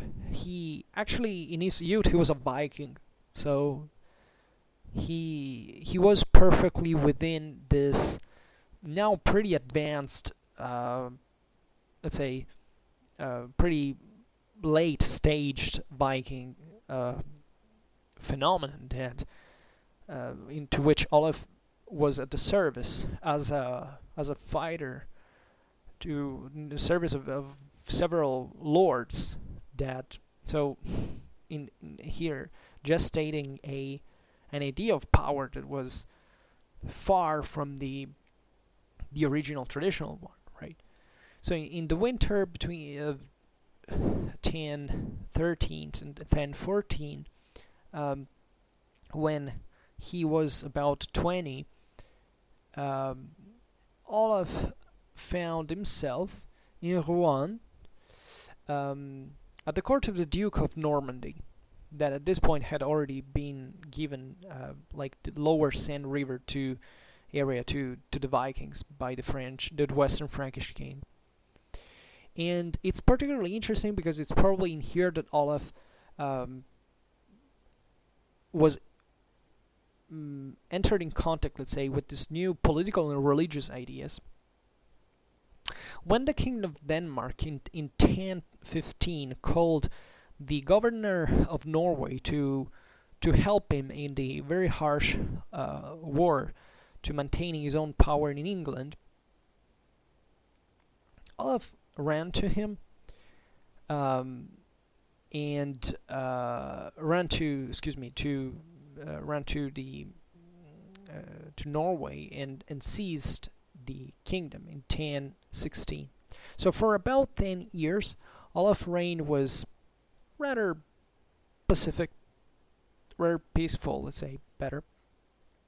And in the work in the government that he performed in this period, Olaf can be considered in a certain sense as the second founder of the Norwegian kingdom and of Norwegian Christianism. So, for the first time, perhaps, Olaf reunited all the various provinces of the country and he organized in them the civil and ecclesiastical government. And so, in fact, the local customs of Norway were considered for 5 centuries as the laws of Saint Olaf, right? This is particularly important because you know how Norway is made. It's very, he develops along the Atlantic coast, very much in latitude. So it was also technically, there was also all these districts that had also certain local traditions in. It was a big deal to manage in the beginning of the 11th century to kind of give a sort of common order to them. Obviously, this was far from being a centralized power or anything, but still pretty meaningful for those times and places. Olaf also allied himself with the Kingdom of Sweden, whose daughter he married, and therefore this royal direction is pretty evident, triggered the reaction of his enemies in the high aristocracy. This is this paradigmatic, monarch triggers aristocracy. That's in a nutshell how it is. So when the King of Denmark in England, is Knut the Great, of course, found the propitious chance to reclaim his sovereignty on Norway, Olaf basically could not resist him. Like, Knut was too powerful. That Denmark was the most powerful kingdom in this context, and albeit also in here, Knut had a pretty large dominion all over and had controlled Norway previously, but these also were fairly short-lived experiences, like even one of England, in spite of the Scandinavization of, think about the Danelaw, in fact, etc. So areas that were influenced by the Vikings, but these were not, where Vikings settled, etc. These were not long-lasting powers. They were based largely on the ability to wage expeditions and so on. However, Olaf was obliged by Knut to abandon Norway in 1029 and to take refuge in Russia, in princely Russia. This is particularly interesting because it also tells you how far and wide the Scandinavian system arrived, and Russia was definitely a Varangian product, as we know. Was basically this Scandinavized Slavic principalities that had known this Rurikic rule coming from, in fact, the Viking expeditions into the Russian region, etc. And this is interesting also because the great prince of Russia was married, just like Olaf, to a daughter of the king of Sweden. Right? Sweden exporting princesses at this point. And so the following years, Olaf tried, however, to recover his kingdom with a largely Swedish army. But he was defeated and killed in the Battle of Stiklestad in 1030, on July 29th, 1030. So, as you understand, these weren't really very peaceful souls, yet Christianization was a very important tool for them to extend their power politically. So Olaf's death was, in this sense, celebrated in many ways because it at this point he was considered a bit the martyr of Norwegian independence, right? And that's why he would become the national saint in Norway. So it's the young son of Olaf, Magnus, that after some years managed to recover the Norwegian kingdom, thanks also to Russian backing, etc. and shaking off the Danish yoke. So then the body of Olaf was located into an altar in the cathedral of the altar cathedral Nidaros, and this became basically the center of the Norwegian church that already from the 11th century was destination of pilgrimage and acquired celebrity even beyond the boundaries of Norway. So this is there's all a tradition, as you know, that stems from this, but the most important thing here is to understand that Christianity is used to reinforce a monarchic rule that was not necessarily just an impositive measure, but it was also a way to try to make these kingdoms, let's say these countries, emerge from kind of an aristocratic anarchy in many ways. So what do you prefer? You prefer as a freeman, that was the average inhabitant of this time, let's say a juridical freeman, because theoretically, already at this point,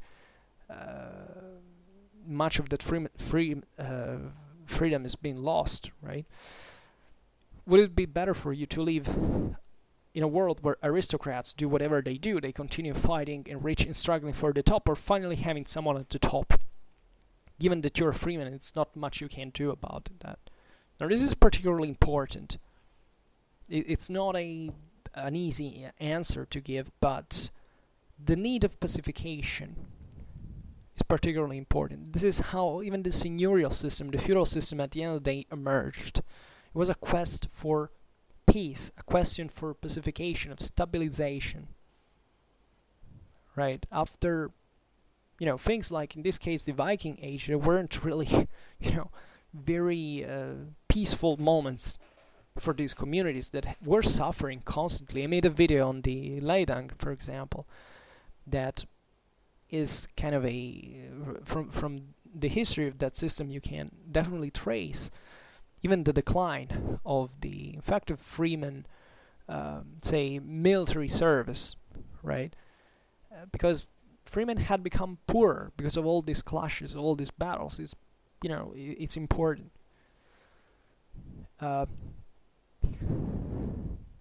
Finland, as another land in this context, was mostly depending on the Swedish history, meaning that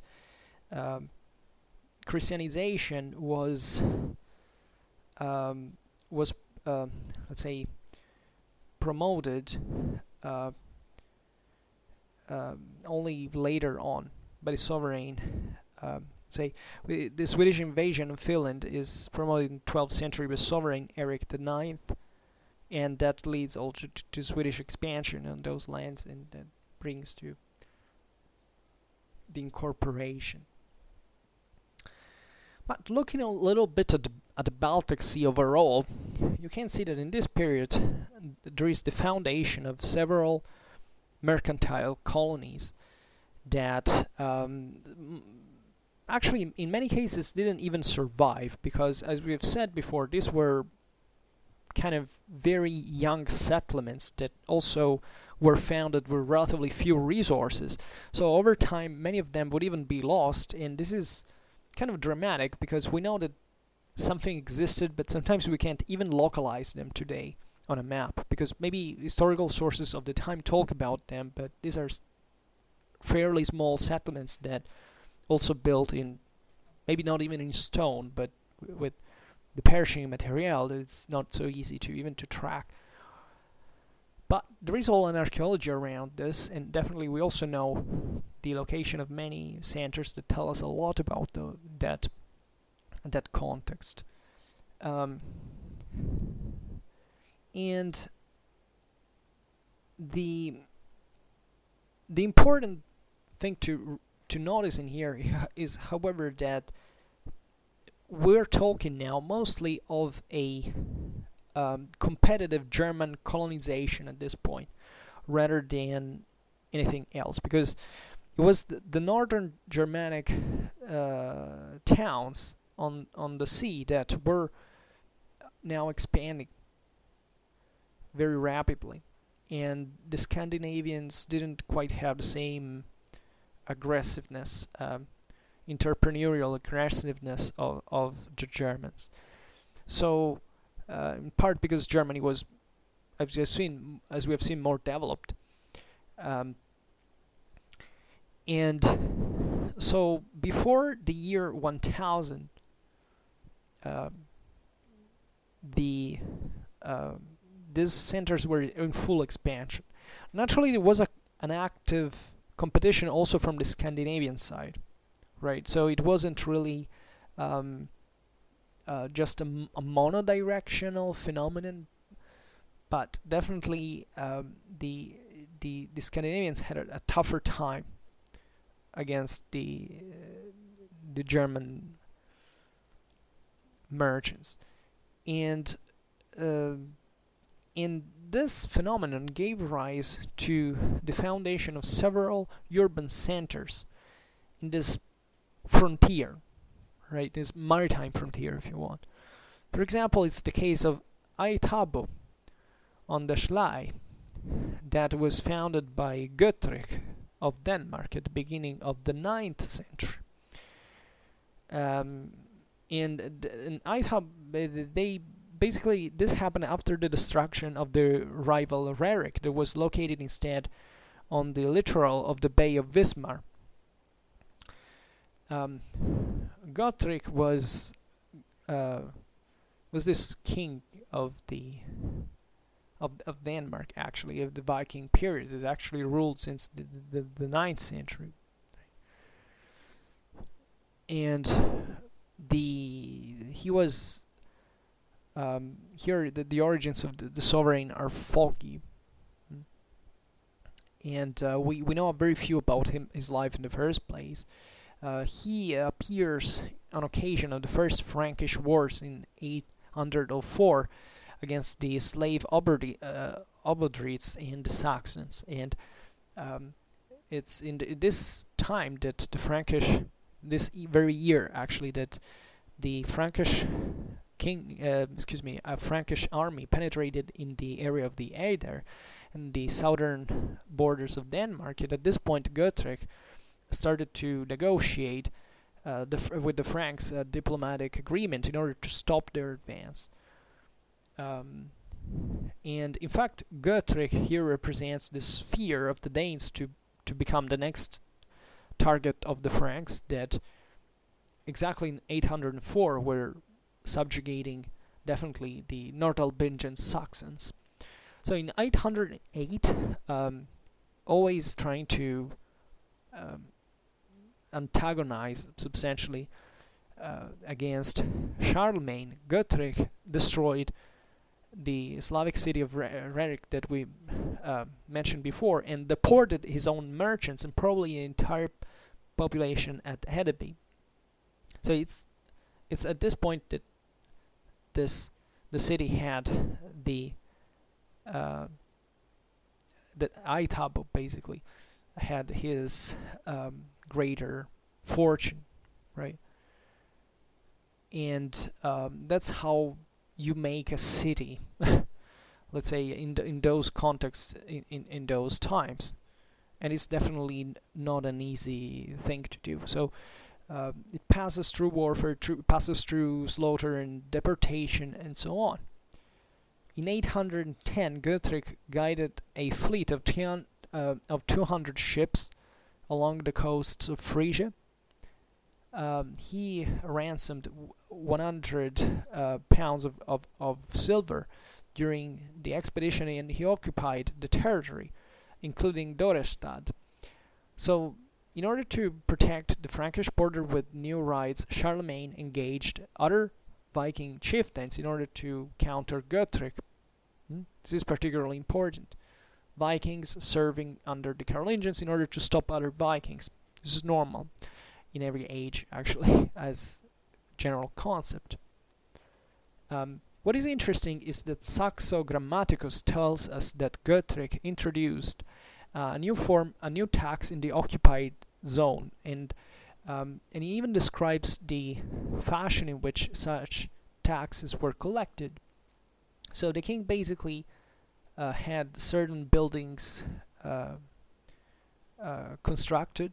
They were pretty long, 73 meters, and at one extreme of the building there was Götrich's treasure. In the other, in the opposite one, there was a shield, and the Frisians at this point had to throw the money on other tributes over this shield, and so this a similar taxation system was present in the area of the Lauwers, known as Klipskelde, right? Lauwers is a river in the north of the Netherlands, and in the same summer, Götrich was, however, killed by one of his huscarls, and according to Notker of St. Gallen, he was actually one of his sons that killed him. Not very edifying, but just for saying the contexts from which such such towns emerged. Definitely pretty militarized ones were. This centers served mostly to control the raided resources and to protect them and to accumulate others. So Haithabu has this pretty interesting history. Then there is also a disappeared center that has a sort of legendary aura around it. Some people even debate on its existence. We're talking about Vineta, that excuse me, that sometimes, or Vineta, that is actually recorded by the sources of the time, and according to some, its origin, let's say, its location could be identified with the Jumme that was described by Adam of Bremen, that was probably located on the mouth of the Oder River. Another very important center was Birka, the island of 4 ports that together with Haithabu represented the principal Vik. So this principal base, let's say that this principal port, in this case, there was a naval base for Viking rights, and this colony was developed over an internal port that was protected with docks, dockyards that were in turn protected by palisades, and so there were also complex structures actually that you can imagine they had to cope with enemy raids and so on. So a situation that was continuously tense. So there is a very strong military character to some of them, in spite of the population and their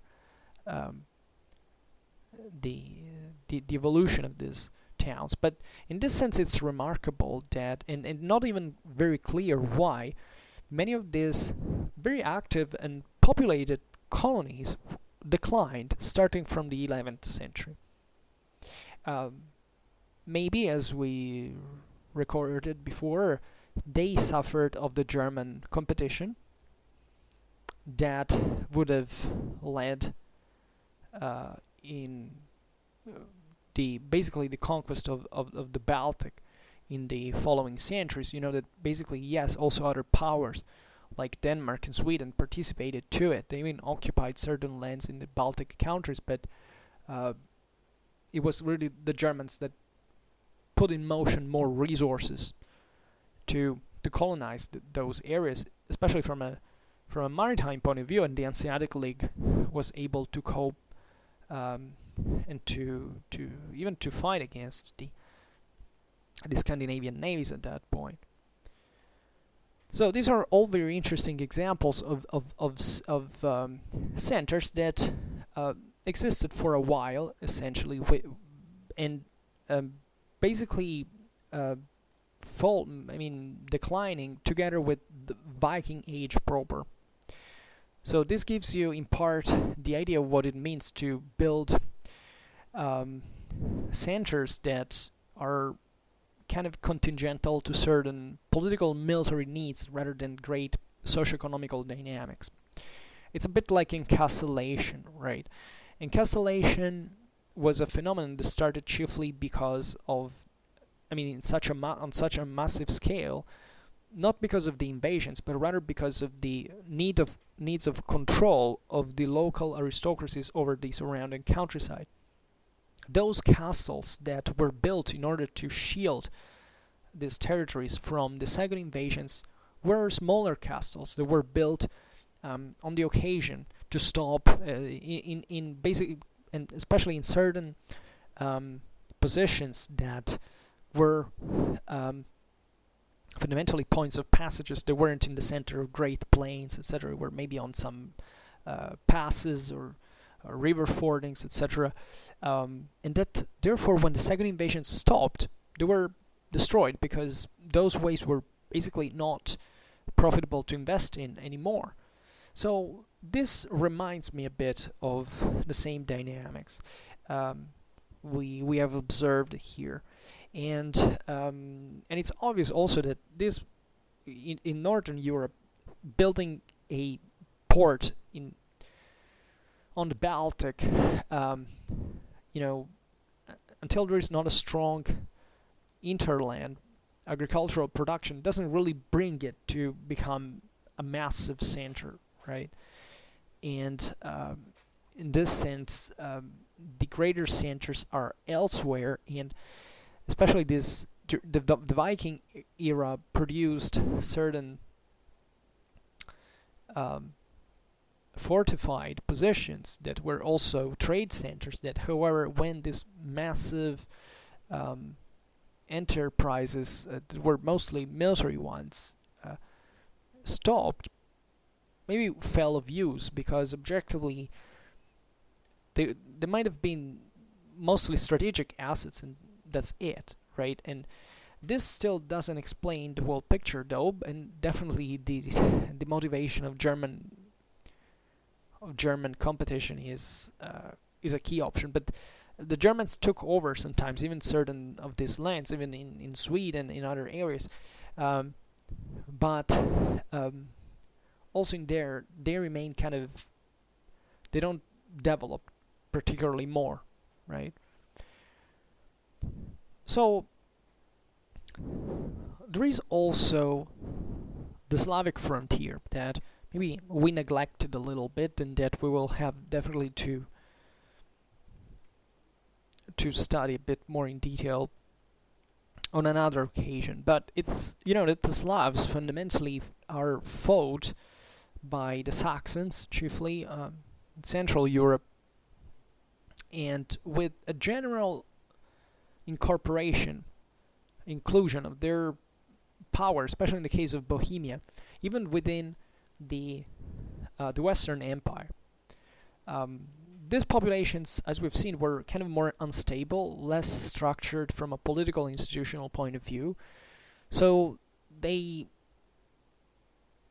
are pretty warlike, and they fight pretty bitterly, and in fact the Saxons have to fight over and over again on this Slavic frontier. But on the long run, the Germans really conquer several areas, and they manage to put down part of these peoples. Some of them get even massacred, as we will see now.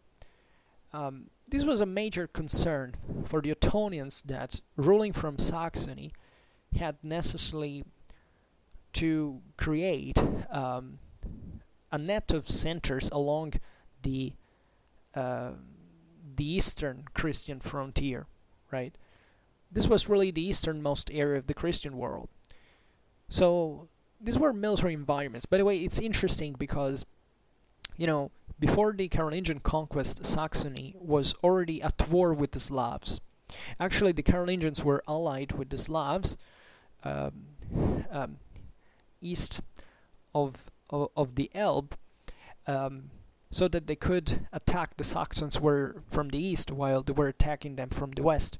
Naturally, when the Carolingians conquer Saxony, the Slavs become the enemies of the Carolingians. So it's always about this with neighbors. So Saxony had, both before and after the Carolingian conquest, a great militarized character. These were also tougher lands in which, in general, warfare was kind of a more profitable option than broader, infrastructural expansion, given the availability of resources. So these were lands of ancient militarization in some way. But here the Ottonians add to this an infrastructural net that, with the surplus available, is dedicated in fact to defense. And so it's interesting because these centers are a bit similar to Hamburg and Bremen, that were built, as we have seen, in order to deal with the north, right? The most important city in Saxony was Magdeburg, on the Elbe, not surprisingly, on the very frontier. And at the beginning of the 9th century, this city was already active as a trade center. Eventually was destroyed by the Slavs and refounded by will of Otto I, and from 962 it became an archbishopric. So Magdeburg was also the education center, one of the most important figures of the High Middle Ages in Central Europe, that is Saint Adalbert, the Bishop Adalbert of Prague, that wanted to start a mission among the Slavs of the Oder River. And yet these rebelled very quickly to the preaching of the bishop, and they had them martyrized together with his disciples. And this is kind of a interesting story, because Adalbert eventually became a point of reference for the religious identity of many people, actually, including the ones that had killed that killed him.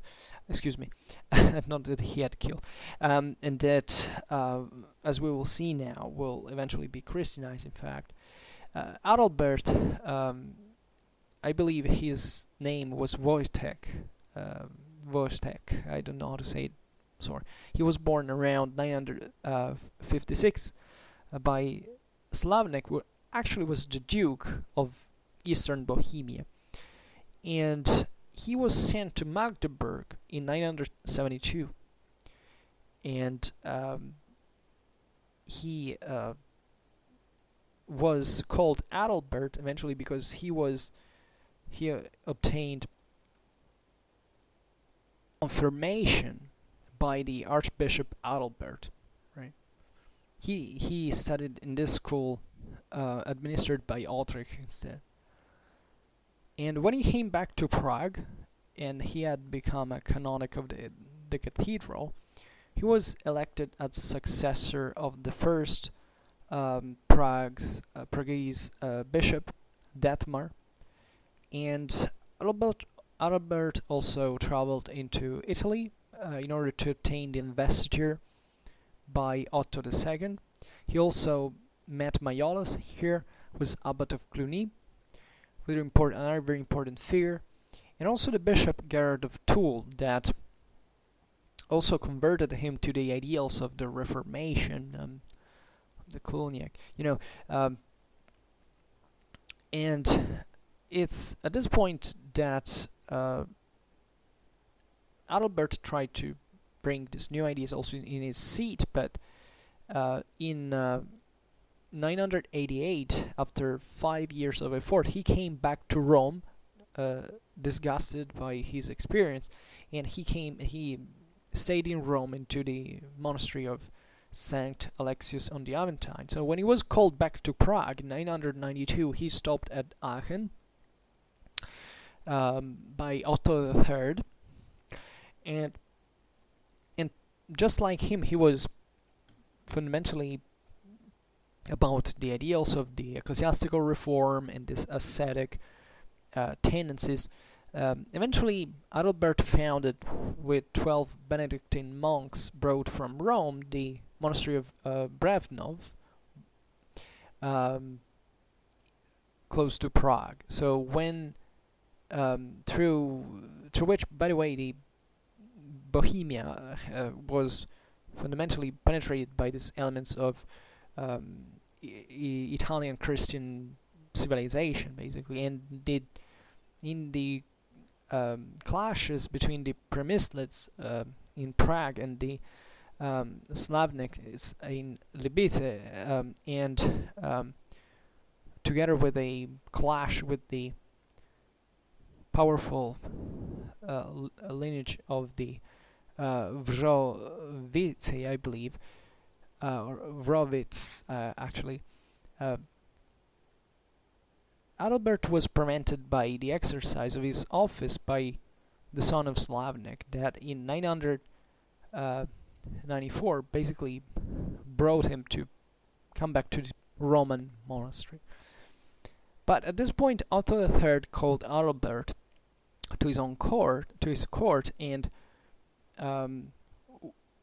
when basically Adalbert's family was being slaughtered into Bohemia, and it basically blocked his opportunities of coming back. So at this point, Adalbert visited France and Poland, and here, starting the evangelization, was killed by the pagans on April the 23rd, 997. So his body was eventually transported to Gniezno, and his tomb was the base for a church that,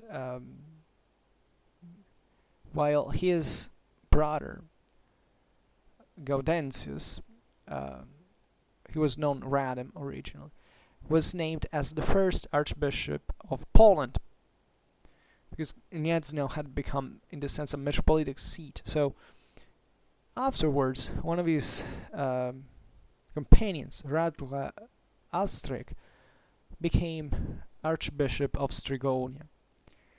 So the influence of Adalbert, had become this saint, bishop, martyr, was felt deeply in Hungary and in Poland, even more than in Bohemia. So the situation changed, and didn't change. I mean, even when Adalbert's body was transported in Prague, right, his relics were transported back home. And there would be a lot to add, telling the truth, but we don't have all the time in the world.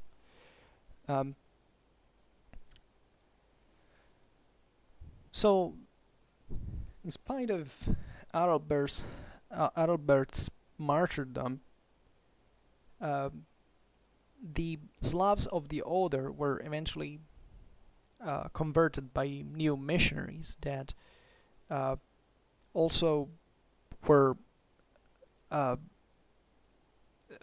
followed in the end by a military conquest that decimated them, just like in the same way it had happened for the Saxons, right, before the Elbe. So here the German boundaries are being expanded eastwards, and at the end of the 10th century, Magdeburg had already 6 suffraganous dioceses, and from these, flanked by the traditional seats of Hamburg and Bremen, started the missions directed into the Slavic territories. So the chronicles tell us that around 1111 all these Slavs were formally submitted to Henry X, Duke of Saxony, known as the Superb, and in reality the conversion and the subjugation required longer time, and it was only with a campaign of continuous hammering that the Germans managed to win the Slavic resistance. As late as 1156, 1157, the king of the Obodrids, that was the principal among these Slavic nations that existed, Pribislaus, converted, and he became feudatory of Henry the Lion, Duke of Saxony. So other regions underwent second half of the century the Danish aggression, to which it's owed the conquest of one of the principal Slavic cities, Arkona, on the island of Rügen. This was conquered and by the Danes. So the conversion and the submission to the Germanic world entailed for the Slavs, we can say, a true colonization that in the following centuries led, at least in certain areas, to the cultural annihilation and to almost complete assimilation. And that's why, in fact, many regions, albeit naturally having some sort of Slavic legacy, are considered today German, where you can sense obviously the differences, but in language and in culture those are German lands, different from others where the Slavic element maintained a kind of a more evident character, in spite of the deep Germanization that happened. Right then, after, of course, the events of the last century brought too much of a reshaping of this ethnic dispositions, but historically speaking, it was much more complex, and actually, in spite of all of these campaigns that now we can't describe in detail because it would be too long, and maybe we'll do it in another video. Actually, there was also a lot of cooperation and a lot of integration in many ways, because sometimes migrations were directed by the same Slavic sovereigns. So this is particularly important. There were lots of Slavic powers at this point that were quite happy to in fact expand their economy by hosting some peasant communities coming from other lands, from Germany, etc., to cultivate other areas and new areas, and to tax them, and so that's how it happened. So you can see the most extreme violence at the point of annihilation, to instead very peaceful cooperation and sort of cultural adoption, if you want to put it in these terms. And it's obvious that the fate of kingdoms like, especially the one, well, I would say of Poland, of Bohemia, of Hungary, are a testament to this. I mean, that they fell into the Western world, basically, and in terms of Roman Catholicism especially, and they were definitely heavily influenced by these Frankish models that helped structuring their own political and institutional profiles. And I've made a couple of videos already about this, so if you're interested, one just recently that is called, if you give me some time, the stupid computer doesn't. Okay, so Northeastern European monarchies, 14th, 15th century. And the other one is Eastern European monarchies, Bohemia, Hungary, and Poland to the 11th and 15th century. Here I call them Eastern Europeans, and several users made me notice that, yeah, they weren't quite Eastern, like, especially in some of these, I discussed even about Russia, so in that case it fits like Eastern European, but legitimately talking about Bohemia, Hungary, and Poland, you can't say that they're Middle European, Central European. So yeah, but in this sense, it's just to stress the substantial difference that existed by certain standards between what the Carolingian world had been and the exportation of the Frankish vassalic beneficiary system, and this other countries that lived at the frontier, that in this sense, from this perspective, is northeastern, but in this sense it's not a matter of location, but it's a relative term. So yes, but I realized I could phrase them better, like let's say they're not eastern actually. So yeah, and today I don't know how this video turned out. I think first of all, it's very long. Secondly, I don't know how effective it was, but I cared about talking a little, giving a bit of background, just a little bit of background of how certain worlds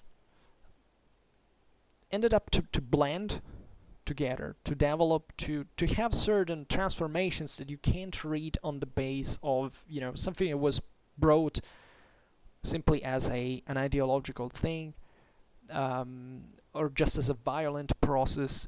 It was much deeper and much longer and much more widespread than this actually believed. And I repeat, I know that lots of people have problems to accept certain, historical evidence, because at the end of the day, this is not a matter of opinion. If you read the extensive literature that exists on this topic, I don't think there is a single historian anymore who writes about things like the conversion of these lands as, a religiously driven thing. Like, it's obvious that there were so many. Religion was a determinant factor, but not a decisive one, right?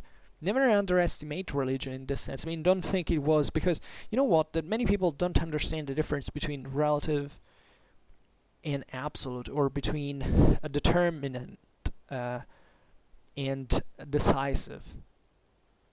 We have a lot of problem in phrasing and thinking, because if a person can't understand the difference between relative and an absolute, there are very big problem for civilizations. From civilization, the concept is, we know how complex and complicated history is, and how you can't explain it dichotomically. Why do you have to insist on these views? Like, we know that it was like this. It's not a matter of opinion. Like, read a book, read sources, start even from the primary sources, do something about it. I don't know what. Just understand that things are more complicated. History is more complicated, and if you wonder why I speak for hours every day about these things, it's exactly to stress this. Not for, presenting a story that someone can tell in 3 minutes, just for saying, oh, well, I've learned these 3 things, so now I know history. No, if you don't understand how damn complicated it is, you go nowhere. And bear in mind that most of the people cannot even, unless you're an expert on this particular fields, so me excluded, for example, because I'm not an expert, basically, you can't fully understand this stuff. Like, you can't approach to the majority of the problems in here involved. I don't, for example, yet I can spend all this time trying to explain what the major difficulties can be and what some kind of narratives can be. But just bear in mind that history is not here to be raped by people who presume to know it without reading it. History is not a matter, a topic of debate in which, you can just tell what your, your personal opinion is and making a point on the basis of the fact that it is your opinion. You have to substantiate it, because we should all be free to express. We must all be free to express our opinions, but this doesn't absolutely mean that everybody's opinion is important. As a matter of fact, most people's opinion is virtually insignificant, and we have to accept this in a hierarchy of values, because otherwise we go nowhere as a civilization. So, take from me just the idea that you can't reason dichotomically speaking, and that's simple, but already pretty effective for how things seem to be turning nowadays, like just dramatic ideological polarization between two absolute statements that can't be reconciled in front of a truth that obviously lies in the middle, and that, however, is either that is a point of reference that you can be more or less distant from. So there is automatically someone who has a better or worse opinion, and we should validate it, not on the basis of opinions, but on the basis of evidence, of objective evidence, which doesn't mean absolute evidence. It means what we can get from the data at our disposal, right? So, okay, for today I think we can stop here. So for now, I think I hope that you enjoyed this video. If you did, please share it. Otherwise, leave a like or subscribe to my channel if you're interested in my upcoming contents. And for now, I thank you heartily for listening to me. I wish you a nice time and see you next time. Bye.